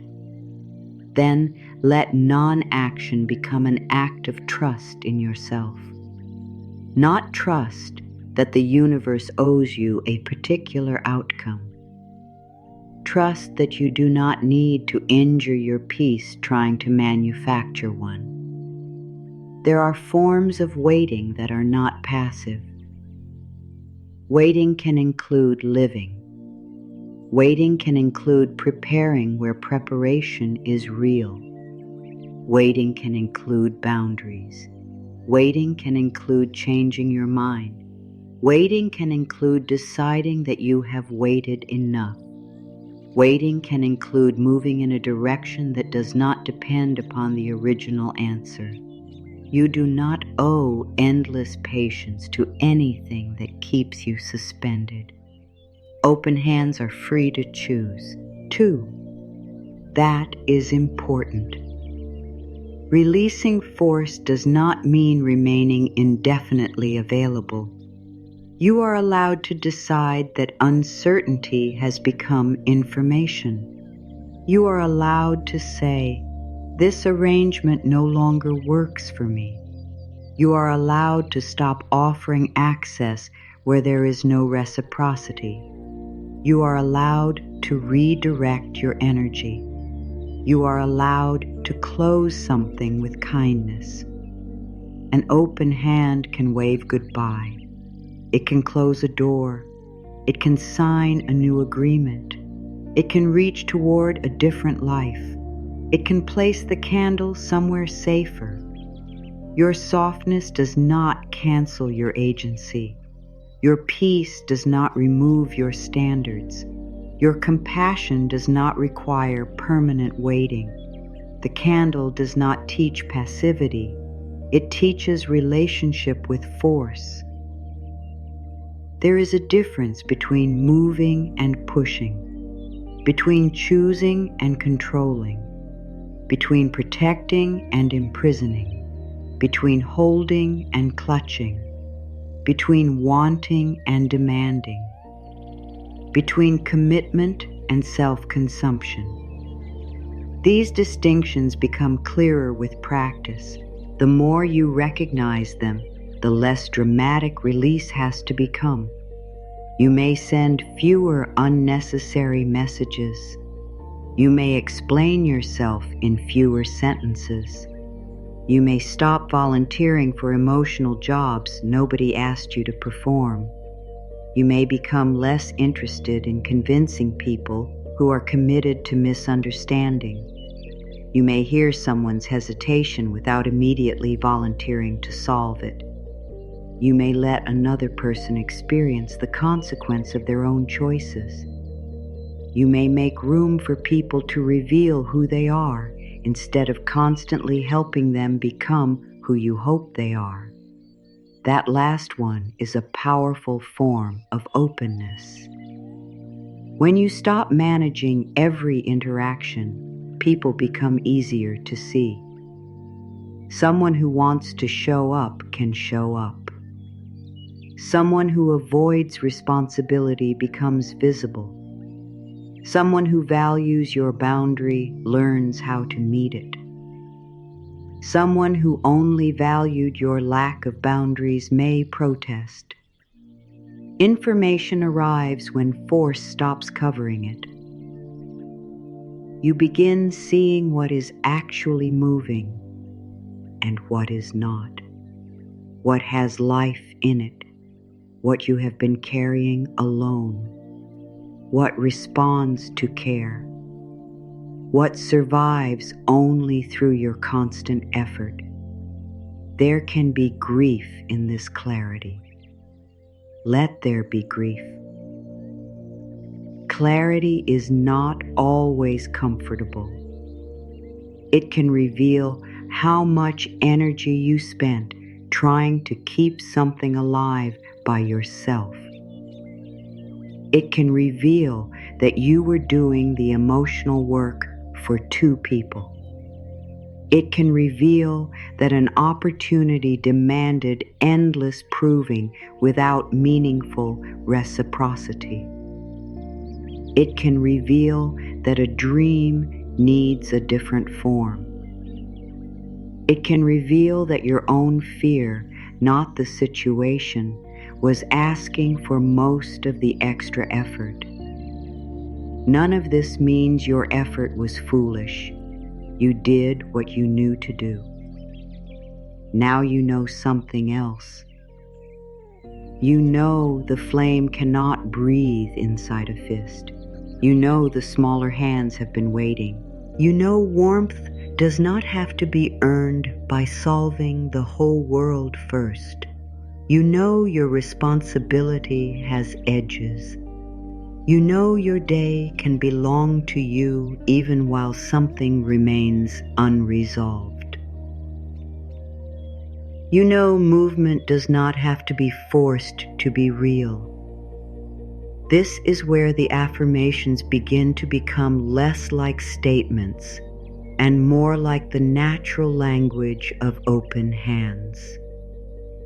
I can care without gripping. I can act without chasing. I can protect what matters without trying to control everything around it. I can want an answer and still remain here. I can tell the truth and release the need to manage every response.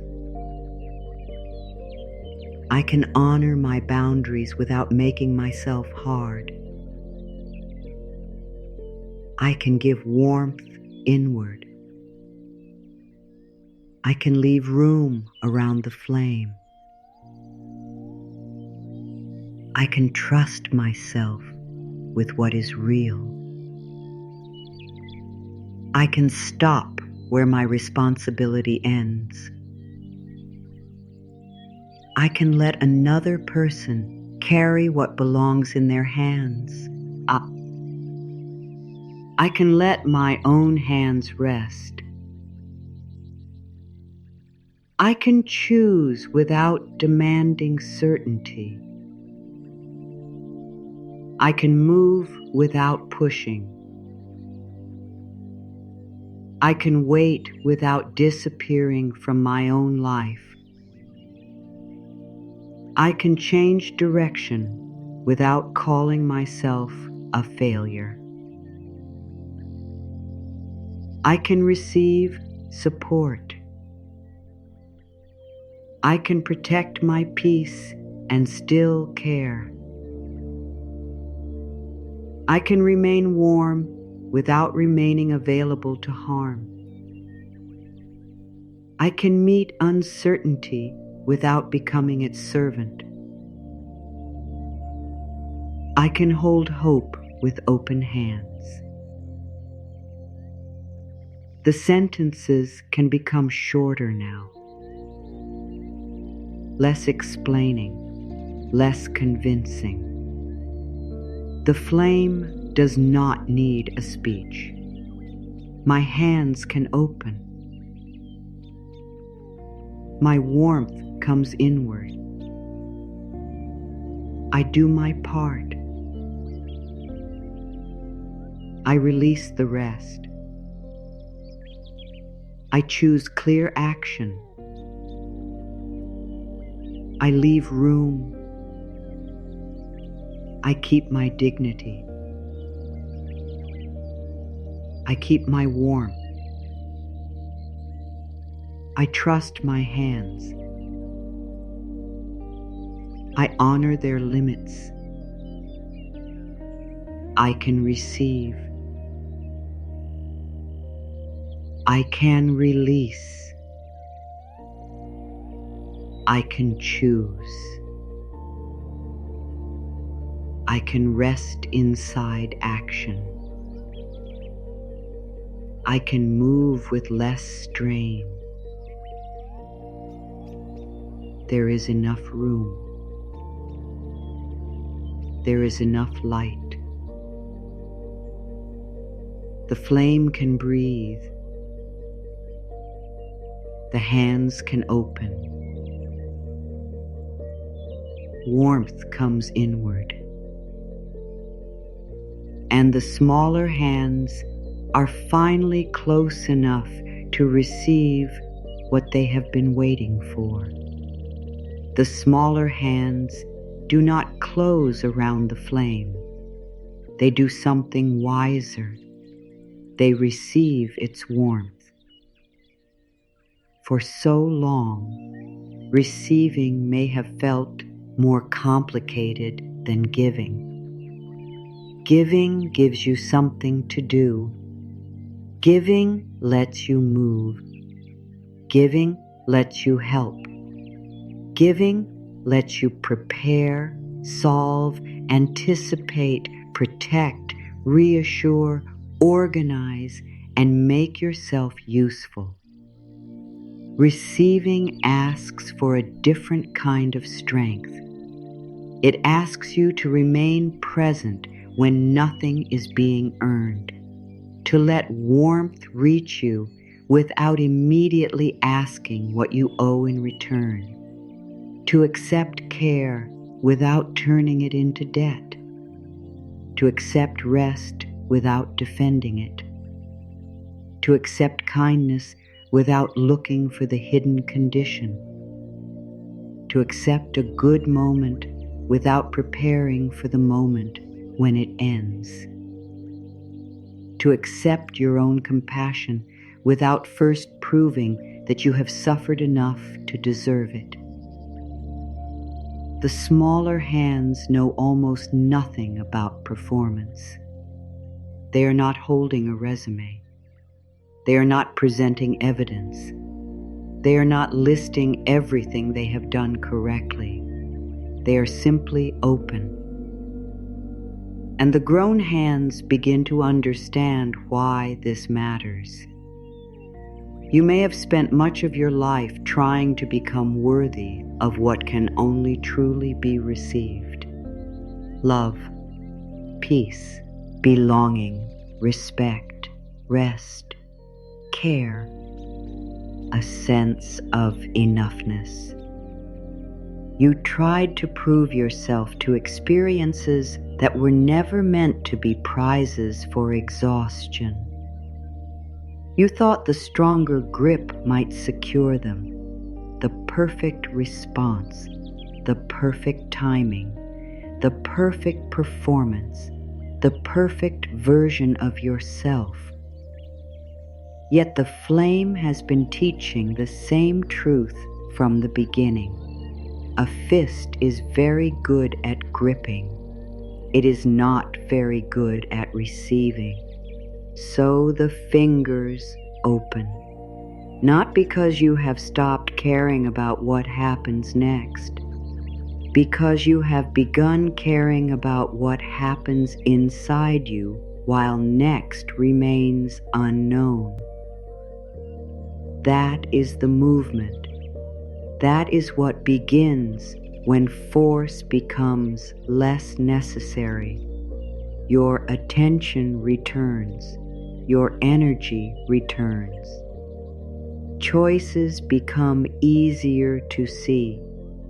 What is reciprocal becomes easier to recognize. What is draining you becomes harder to excuse. What genuinely belongs to you becomes clearer. What belongs to someone else can finally remain in their hands. You stop trying to create movement everywhere at once. Then you can recognize the movement that is already possible. A conversation you can have honestly. A boundary you can set. A morning you can enter without carrying yesterday into every room. A practical decision you have delayed because you were waiting for someone else to become clear.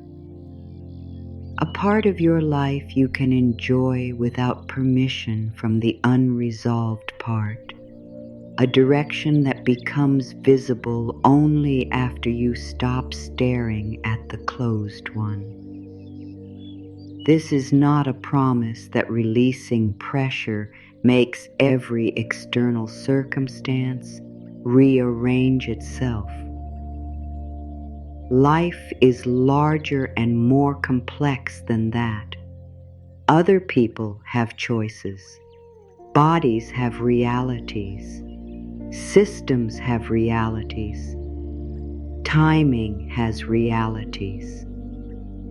Circumstances can be difficult even when you meet yourself with tremendous care. The movement available to you begins closer, in the hand, in the breath, in the choice, in the sentence you no longer need to send, in the explanation you no longer need to add, in the responsibility you return to its rightful owner.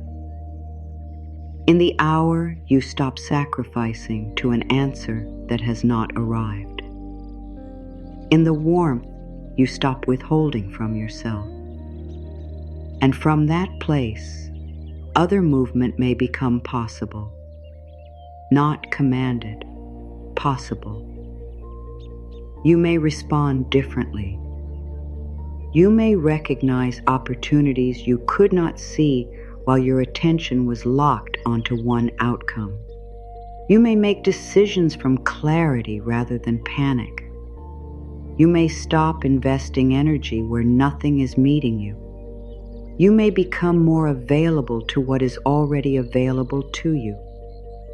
You may find that your life has more than one door, more than one form of love, more than one meaningful future, more than one route toward peace. The old grip often told you that only one outcome could save the day. Only this person, only this answer, only this opportunity, only this plan, only this timing, only this version. Fear narrows the field. Open hands widen it. They do not guarantee what comes. They let you feel what is here. You have spent enough time asking whether life is moving quickly enough. Ask whether you are still present inside it. Are you eating without tasting because your mind is somewhere else? Are you sitting with someone who loves you while thinking about someone whose feelings remain uncertain? Are you postponing a decision you already understand because you are hoping another person will remove the discomfort of making it? Are you delaying joy because you believe joy would mean you have stopped caring? Are you waiting for closure from someone who may never have the words to provide it? Are you keeping your hands occupied with an old possibility because empty hands would require you to discover what you actually want now? None of these questions need immediate answers. They are lights. Small flames showing you where attention has gone. You do not need to judge what they reveal. You only need enough honesty to see. Maybe you have been forcing because you loved. Maybe you have been forcing because you were afraid. Maybe those two things became tangled. That happens. You can separate them without rejecting either part of yourself. Love can remain. Fear can be comforted. Pressure can decrease. The smaller hands can stay warm. There is no requirement that healing make you indifferent. The heart does not need to become stone to stop chasing. You can still be moved by memories. You can still wish something had gone differently. You can still miss someone. You can still care about an outcome. You can still feel a sting when a door you wanted does not open. You can still wonder. Human feeling is not the problem. The problem begins when every feeling is treated as an instruction to interfere with what has already been said, done, or decided. I miss them does not always mean contact them. I am afraid does not always mean turn back. I feel guilty does not always mean the boundary was wrong. I feel uncertain does not always mean search for more information. I feel disappointed does not always mean try harder. I still love this does not always mean it belongs in my life. Feelings deserve listening. They do not require automatic obedience. Your hands can hold a feeling without letting the feeling hold the steering wheel. That is another form of openness. You can say, "This hurts," and remain open. "This matters," and remain open. "I wish I knew," and remain open. "I hoped for something else," and remain open. "I am afraid of losing this," and remain open. The old way believed openness came after fear disappeared. The new way discovers that openness can exist beside fear. The flame can tremble without going out. Your hands can respond without becoming a prison. This may be what the smaller hands have needed to learn from you most. Not that nothing difficult ever happens. Not that all desires are fulfilled. Not that every relationship remains. Not that every effort receives the result you imagined. They need to learn that when life changes, you do not turn against yourself. When uncertainty appears, you do not immediately hand your worth to it. When someone chooses differently, you do not become evidence against yourself.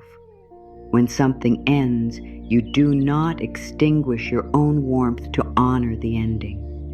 When you make a mistake, you do not remove your right to care. That is safety of another kind.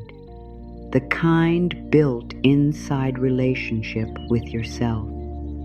The grown hands say, "I am here."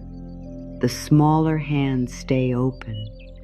The flame remains between them. You have not promised perfection. You have promised warmth. And even that promise does not need to be performed flawlessly. Some days, your grip will tighten before you recognize it. Some situations will touch old places quickly. You may find yourself halfway through an explanation before realizing you are trying to manage someone's opinion. You may refresh the screen before remembering that checking cannot create the answer. You may spend part of an afternoon mentally rehearsing something that has not happened. You may recognize that you are trying to force only after you are already exhausted. Recognition still matters. The hand can open from wherever it is. There is no perfect moment required. You do not have to say, "I ruined today." You can say, "I see my hand. I feel the grip. There is the flame. There is room." That is enough to change the next moment. Not the whole future, the next moment. Then another may follow. The life you are building is made from many next moments. Some filled with clear action, some with waiting, some with laughter, some with grief, some with work, some with support, some with strong boundaries, some with uncertainty. All of them can contain a little more space than before. This is why the simple statements matter now. They are no longer trying to convince you of something enormous. They are reminders of the shape your hands can take. I loosen what does not need force. I keep what truly needs care. I let my hands know the difference. I can want without clutching. I can care without chasing. I can speak without controlling the response. I can choose without knowing everything. I can protect myself with clarity. I can walk away with warmth still in me. I can wait without putting my whole life on hold. I can act when action belongs to me. I can stop when effort becomes fear. I can let silence be information. I can let another person show me who they are. I can trust what is consistent. I can release what requires my constant self-erasure. I can receive what meets me openly. I can change my mind. I can take my energy back from imagined conversations. I can let today be more than one unanswered question. I can belong to myself here. I can give myself warmth before certainty. I can hold hope loosely enough to breathe. I can respect reality and keep my heart.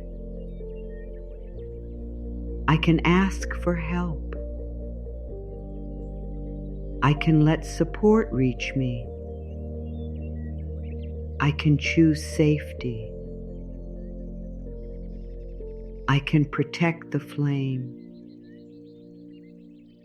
I can give the flame air. I can open my hands. I can receive. I can respond. I can release. I can remain warm. There is space in my hands. There is warmth within me. My worth is not waiting. My life is here. My voice is mine. My no is enough. My yes can be true. My effort has edges. My care has shape. My hands know enough. I do my part.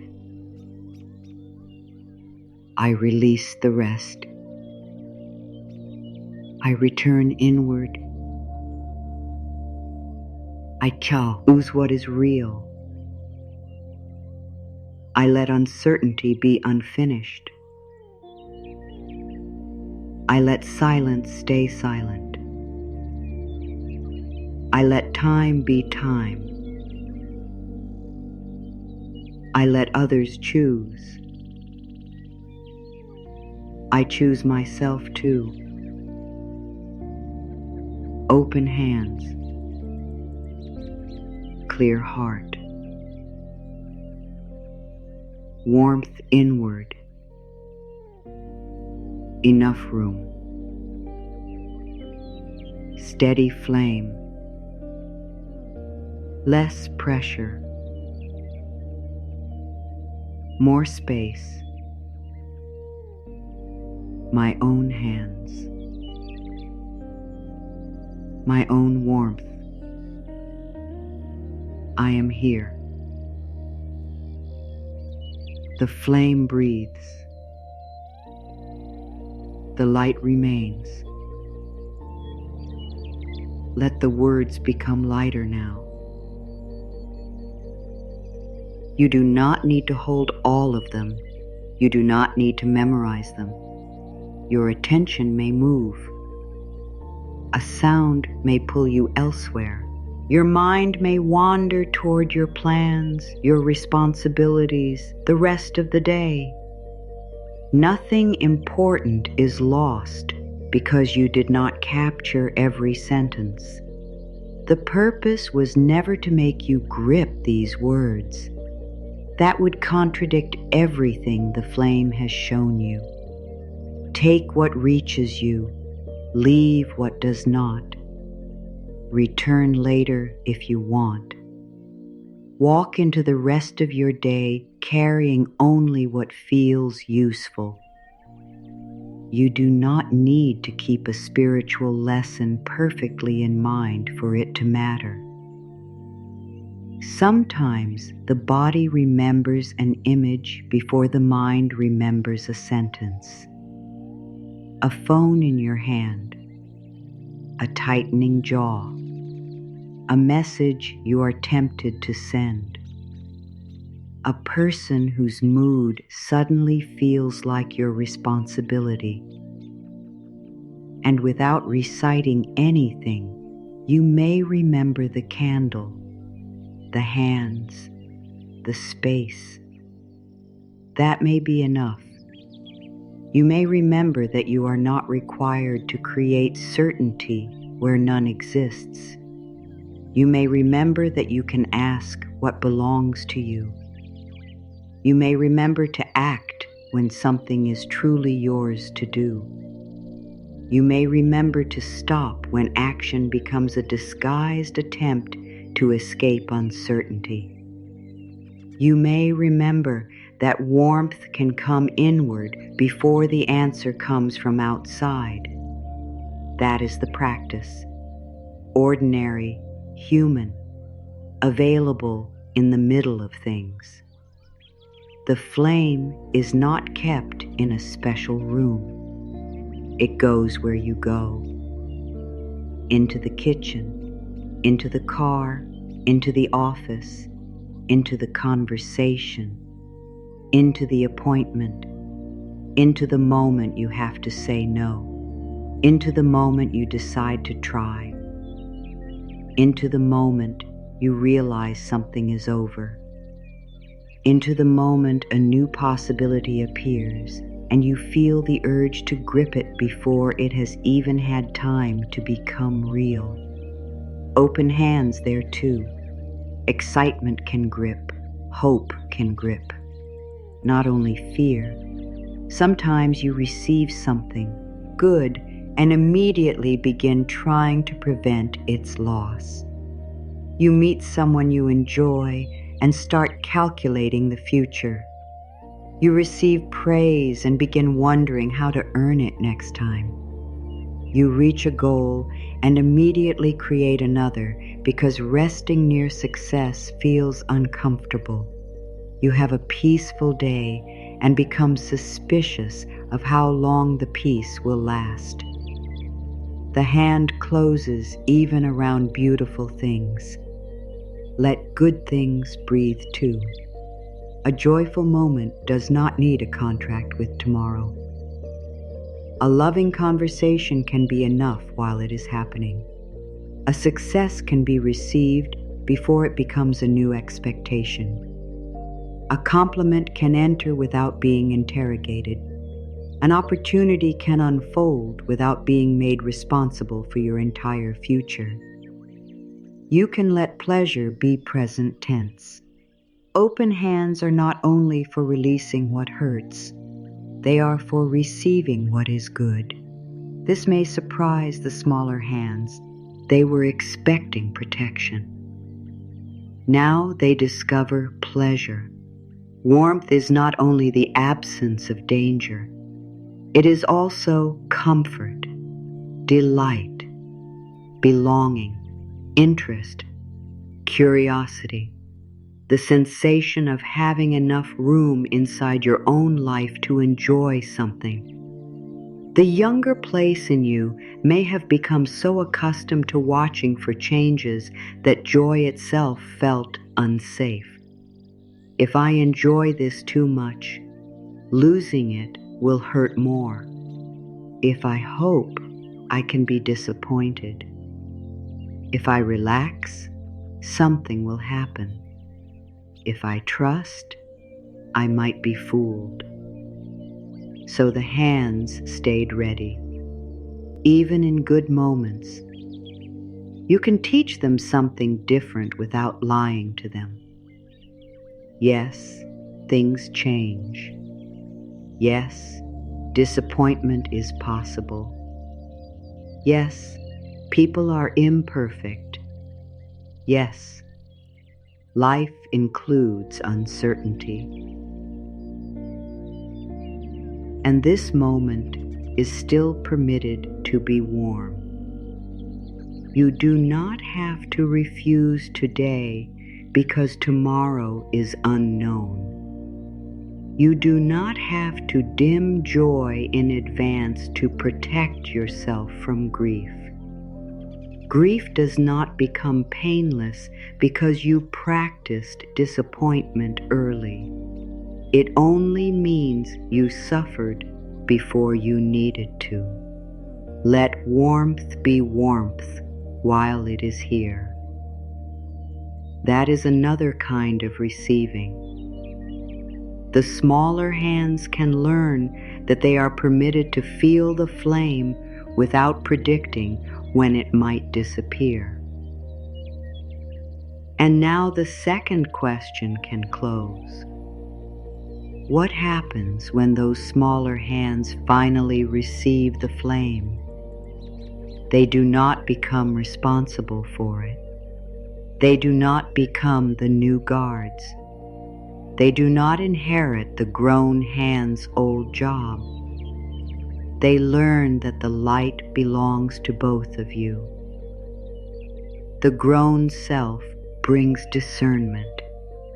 The younger self brings openness. The grown hands know how to protect. The smaller hands remember how to receive. Neither has to carry everything alone. This is the integration. Strength without tenderness becomes rigid. Tenderness without protection can become exposed. Together, they create a different way of holding life, strong enough to set a limit, open enough to love, strong enough to leave, open enough to grieve, strong enough to choose, open enough to receive, strong enough to act, open enough to stop. This is not about returning to childhood. It is about ending the old division inside you, where one part had to become endlessly competent while another part waited unseen. The flame brings them into the same light. You no longer need to become harder to be safe. You no longer need to become helpless to receive care. You can be both capable and tender, clear and warm, discerning and receptive, active and unforced. That balance will not look identical every day. Some days require stronger hands. Some require more openness. Wisdom is not choosing one forever. Wisdom is recognizing what this moment asks. And there is something deeply freeing in admitting that not every moment asks for more. Some ask for enough. You have said enough, done enough, explained enough, prepared enough, waited enough, given enough, thought enough. There are moments when enough is the doorway out of force. Enough does not always mean the situation is complete. It means your contribution has reached its honest edge. Then something else gets to happen. Time, response, reality, another person's agency, natural consequence, information you cannot manufacture, your own deeper knowing. This is where movement can begin to look different. You stop shaking the branch to see whether anything is ready to fall. You stop pulling on what needs its own timing. You stop treating every quiet period as failure. You stop mistaking constant activity for progress. You make space for response. Sometimes what comes back is what you hoped. Sometimes it is not. Sometimes the response is no response. Sometimes the clarity is realizing you no longer need one. Every one of those possibilities can contain information. Your power is not in controlling which one appears. Your power is in deciding how you meet what is true. With open hands, you can meet truth. A fist can only defend against it. There may be a truth you already know. You've been asking for more effort from yourself when what you needed was more honesty. You have been asking for more patience when what you needed was a boundary. You have been asking for more positivity when what you needed was permission to be disappointed. You have been asking for another sign when what you needed was to believe the pattern already in front of you. You have been asking, gee, whether you can make someone choose you, when a deeper part of you has been asking why you keep choosing uncertainty over reciprocity. You have been asking how to make the future happen when your own life has been waiting for you to return to the present. If any of that touches something tender, keep the hand open. No accusation, no shame, only information. You did not waste your life by caring. You did not fail because you hoped. You are not foolish because you tried. There is a time for trying. There is also a time for recognizing that more force would only create more force. You are allowed to learn the difference now. My dear, you have nothing to prove to this flame. It does not ask whether you learned quickly. It does not compare your hands with anyone else's. It does not demand that you never become frightened. It gives light according to its nature. Your work is not to squeeze brightness from it. The outer behavior may look similar. The inner experience is completely different. You know the difference because your body knows.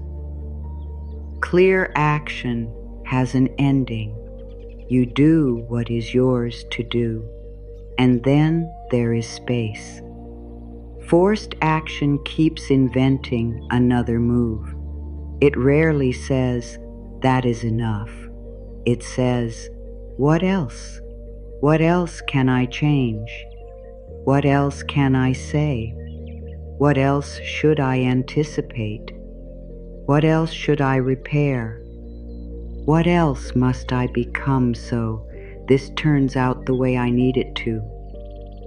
That last question carries more weight than it seems. What must I become so this turns out the way I need it to? More lovable, more patient, less emotional, more attractive, more successful, more spiritual, more agreeable, less needy, more useful, easier to choose, harder to leave. Somewhere beneath forcing, there is often a quiet bargain. If I become enough of the right thing, perhaps I can control what happens next. If I understand everyone well enough, perhaps no one will surprise me. If I stay helpful enough, perhaps I will remain important.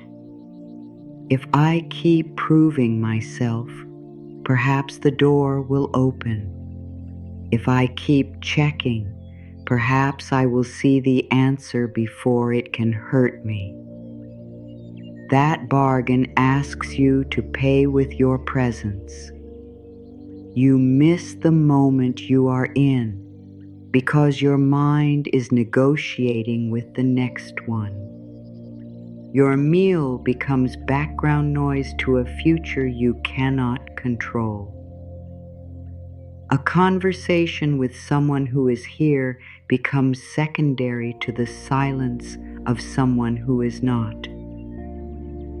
Your body sits in one room while your mind runs through 6 possible tomorrows. Even good news can become difficult to receive because part of you immediately asks how long it will last.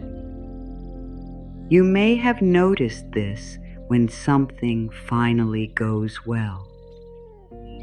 A door opens, and instead of enjoying the opening, you begin worrying about whether it will close. Someone shows affect, and instead of receiving the affection, you study it for signs of change. You complete something important, and within minutes your mind begins asking what must be done next. There can be a strange discomfort in having nothing to fix. For a person who has survived by staying mentally active, peace can initially feel unfamiliar. Not bad, unfamiliar. And the mind often interprets unfamiliar as unsafe. This matters because stopping force does not mean becoming passive. It means learning that constant inner pressure is not the same as wisdom. You can still act. You can still decide. You can still speak. You can still leave. You can still protect yourself. You can still create. You can still pursue what matters. You can still ask for clarity. You can still say no. You can still say yes. You can still change direction. You are not being asked to sit motionless while life happens around you. You are learning to separate movement from strain. There are moments when the wisest action is strong. There are moments when it is immediate. Your work is to hold it in a way that lets you feel its warmth too. I loosen my grip, and I let the light move through me. No struggle around the sentence now. No need to make it bigger. Let it sit where it belongs. The grown hands know it. The smaller hands know it differently. One knows loosening as choice. The other knows light as care. Together, they no longer need force to prove that they are paying attention. They are paying attention now to what is real, to what is theirs, to what is not, to when the hand must protect, to when it can open, to when action is needed, to when the next wise movement is space. If something in your life has felt stuck, you are permitted to stop spending every ounce of yourself trying to drag it forward. That does not mean nothing can change. It means change does not always answer pressure. When forcing loosens, there may be more room for honest movement, your movement first, and whatever reality is capable of offering after that. You can see more clearly, choose more cleanly, receive more fully, leave more honestly, speak more directly, rest more freely.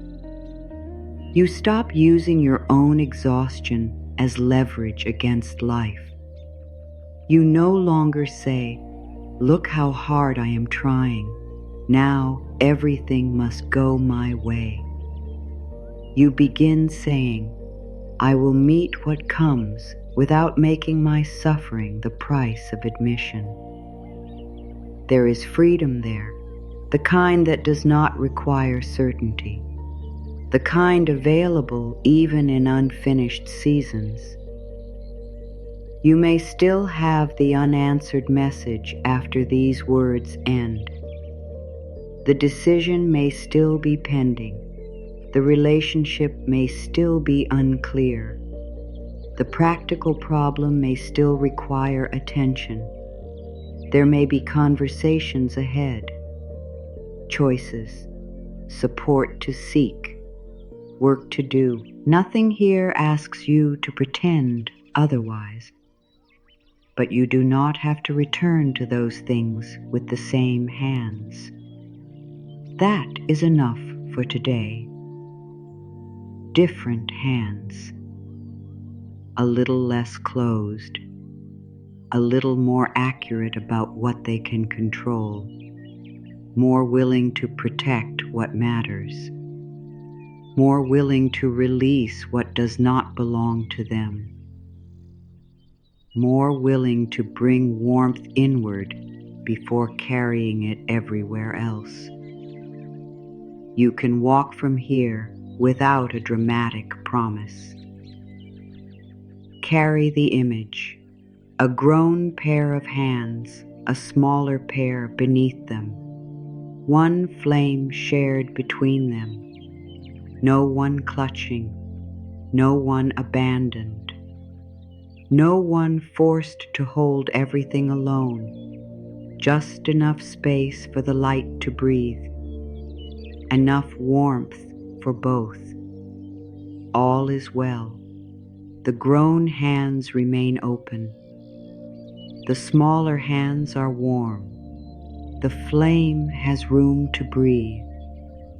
The light has finally come home to you.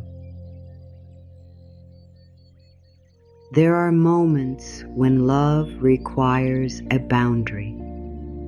There are moments when self-respect requires an ending. There are moments when your next step must be practical and clear.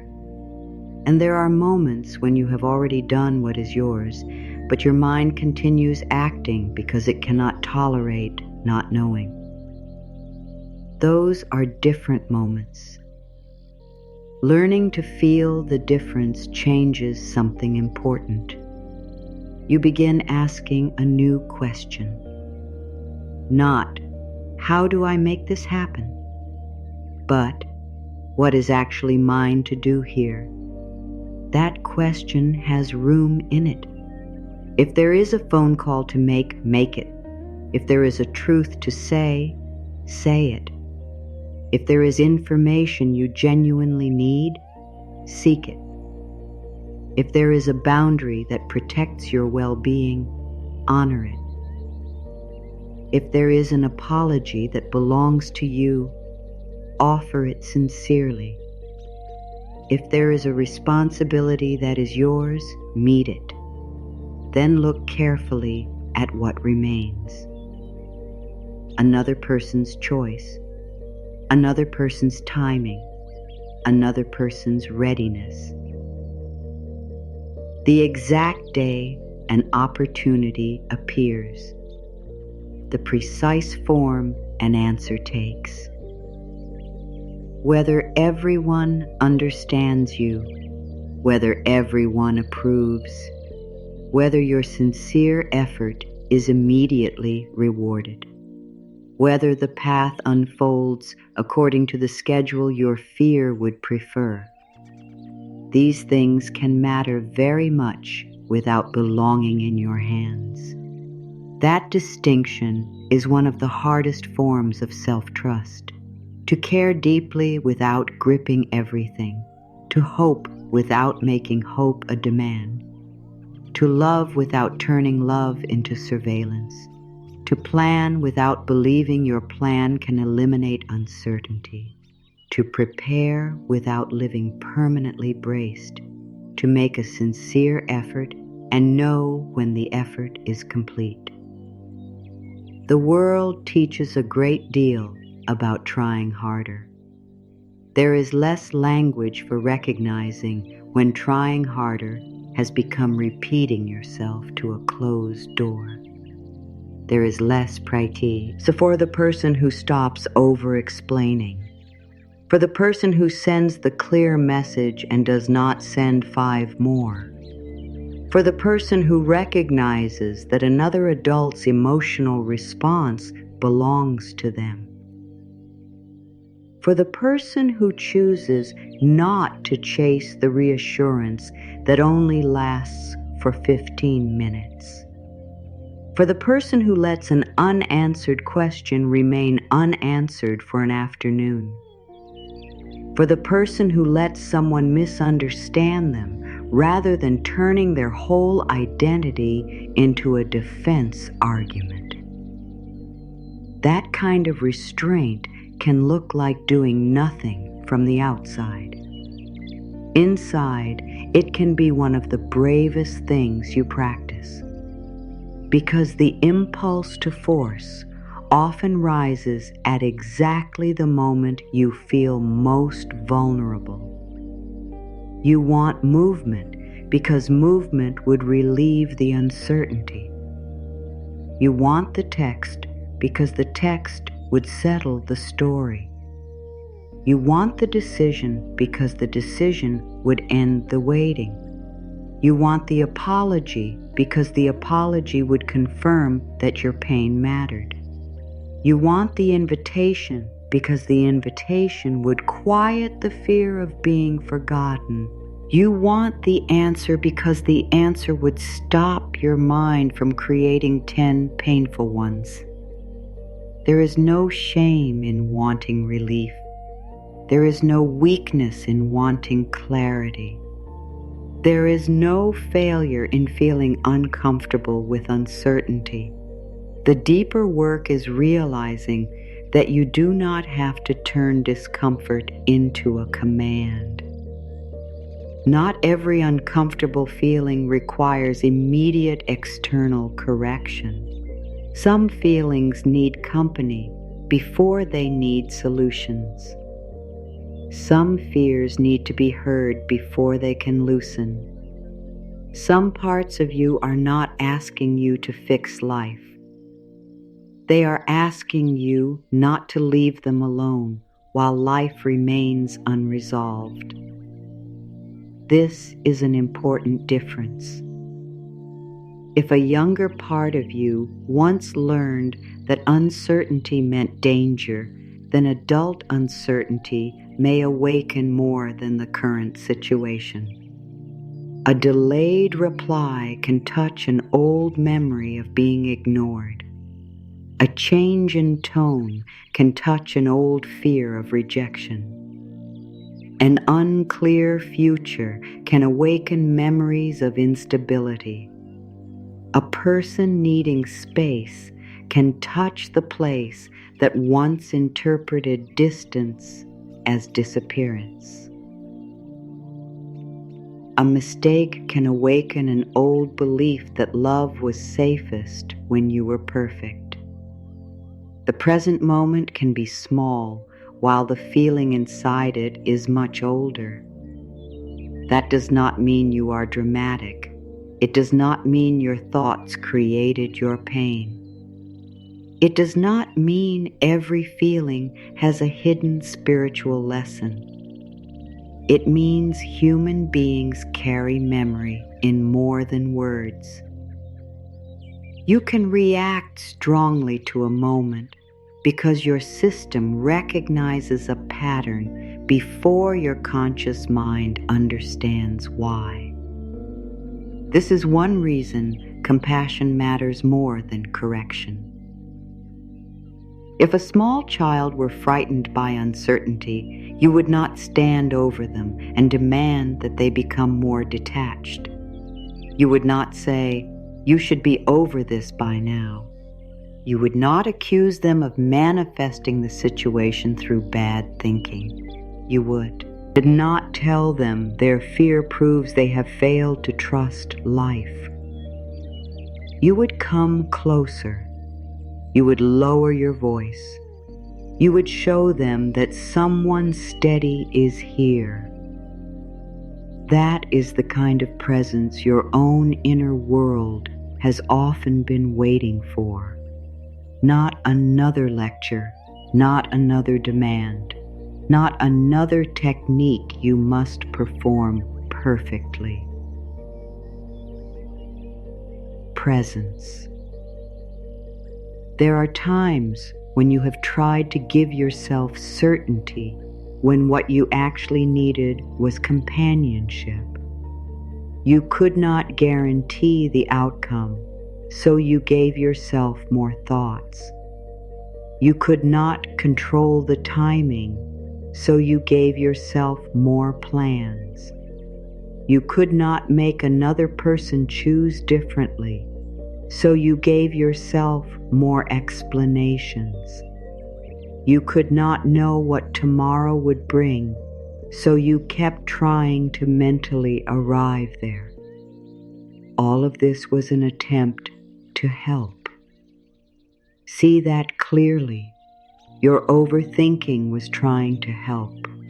Your checking was trying to help. Your rehearsing was trying to help. Your urge to control every detail was trying to protect something tender. You do not have to hate these patterns in order to grow beyond them. You can thank the intelligence that created them and still choose another way. A pattern can have made sense once and become exhausting now. A strategy can have protected you and later become too heavy to carry. You are permitted to update the way you care for yourself. This is not betrayal of who you used to be. It is an act of maturity toward every version of you that got you here. Think about the number of times you have tried to make yourself feel safe by receiving the right response from someone else. If they answer warmly, I can relax. If they choose me, I can trust myself. If they approve, I can stop doubting. If they apologize, I can let the pain go. If they reassure me, I can believe I matter. If the opportunity comes, I can believe I'm on the right path. If the plan works exactly as imagined, I can finally unclench. This gives the outside world enormous responsibility for your inner state. No wonder waiting feels so intense. You have not only been waiting for information, you may have been waiting for permission to feel okay. What changes when that permission begins returning to you? Not as indifference, not as pretending that outcomes do not matter, as a different relationship with your own heart. You can care about the message and still breathe before it arrives. You can want the opportunity and still live this afternoon. You can hope for reconciliation and still protect your dignity. You can love someone and refuse to negotiate against your own needs. You can be uncertain and still feed yourself, rest, work, laugh, make plans, call a friend, step outside and participate in your own life. You can wait without turning yourself into a waiting room. That may be one of the most important things you hear today. You can wait without becoming a waiting room. Your whole life does not have to arrange itself around the answer that has not come.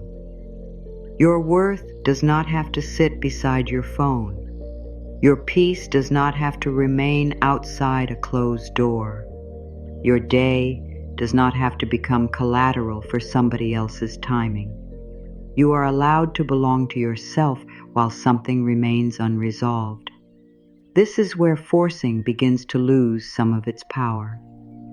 Not because you suddenly stop caring, because you begin to recognize that care and control are not identical. You begin to see how often control disguises itself as devotion, how often anxiety disguises itself as preparation, how often self-abandonment disguises itself as patience, how often over-explaining disguises itself as communication, how often chasing disguises itself as commitment, how often fear says, do more, when wisdom has already said, you have done your part. There is a quiet dignity in reaching that point. I have done my part. Those words do not mean the story is finished. They mean your responsibility has a boundary. You have spoken honestly. You have shown up. You have made the call. You have made the effort. You have asked the question. You have taken the practical step. You have repaired what was yours to repair. Now there may be a space no amount of effort can cross. That space belongs to timing, circumstance, another person's freedom, or realities larger than your control. The old reflex may tell you that space is dangerous. Fill it. Send something. Do something. Think harder. Prepare. Predict. Fix. The newer part of you can begin answering differently. I see why you are afraid. I am here. We do not have to solve this minute in order to survive it. We do not have to know everything in order to take care of ourselves now. There is warmth available before certainty arrives. That last sentence matters. There is warmth available before certainty arrives.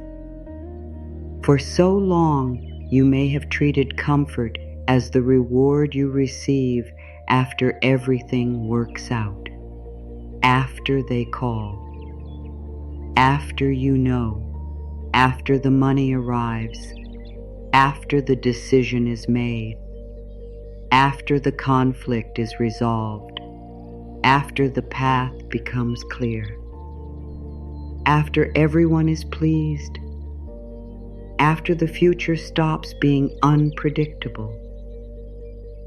Only then you tell yourself, I can relax. Only then can I enjoy what is here.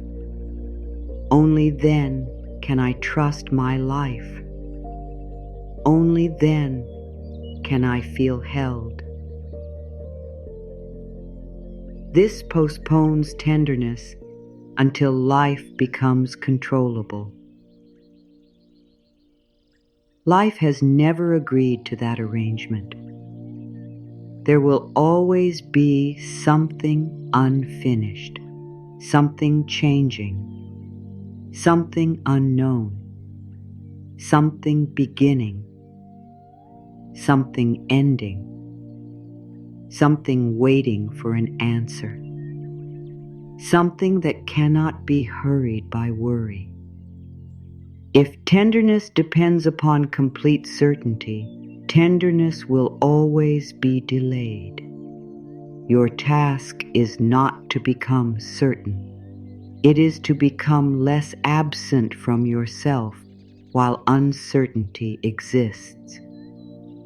This is where the image begins, not as a lesson you must memorize, as something your mind can hold. Gene your own hands in front of you, not the hands you wish you had, your hands as they are, the hands that have opened doors, answered messages, held steering wheels, washed dishes, carried bags, signed papers, prepared meals, touched the faces of people you love, covered your own face in tiredness, held onto things far past the moment holding helped. These are grown hands, capable hands, hands that have learned how to carry. For years they may have become very good at it, carrying responsibility, carrying plans, carrying other people's feelings, carrying what might happen, carrying what should have happened, carrying old conversations, carrying the burden of making everything turn out well. Now imagine a single candle resting near those hands, one clear flame, no spectacle, no blinding light, only warmth. A small living brightness. Your first instinct may be to protect it.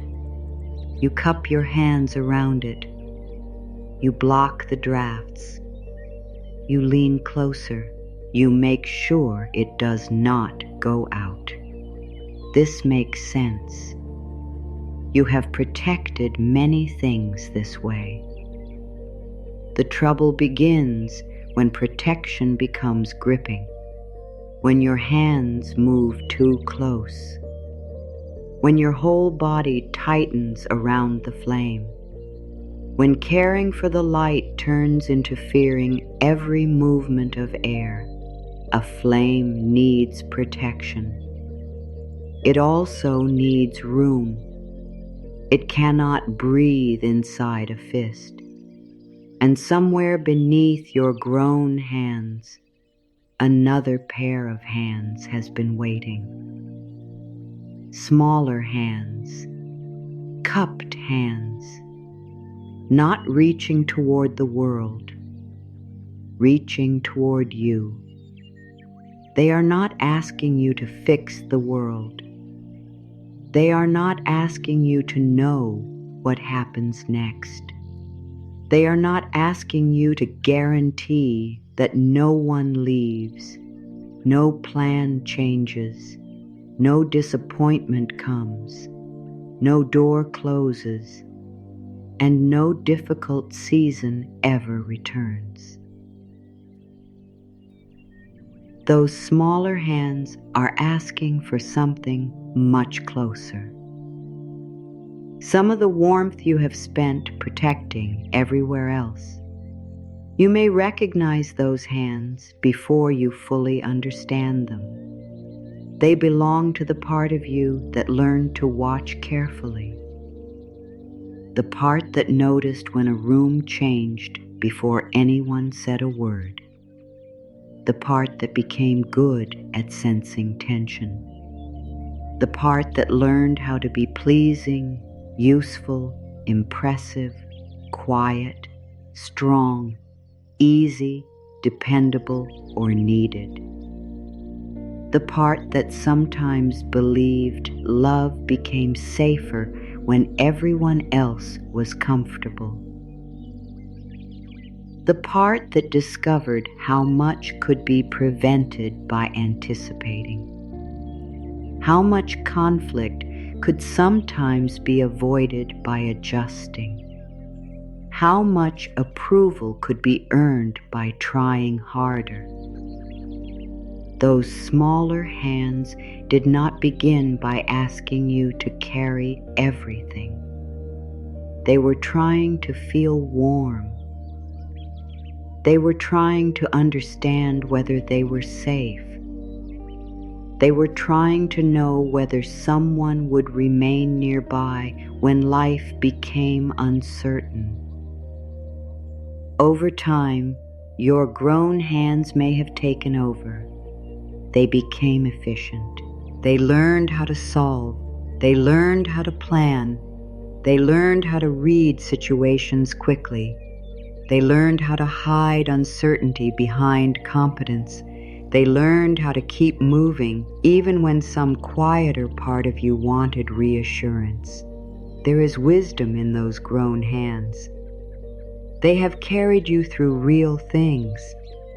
Do not insult them by calling everything they learned a mistake. Do not turn healing into another rejection of yourself. Your ability to anticipate may have helped you through confusing circumstances. Your awareness may have helped you recognize what other people missed. Your preparation may have protected you from consequences. Your care may have built relationships, completed difficult work, supported people you love, and helped you survive seasons when very little felt stable. The problem is not that your hands became strong. The problem is that strong hands can forget they are also allowed to open. A hand can hold without crushing. A hand can protect without imprisoning. A hand can carry without claiming responsibility for the entire road.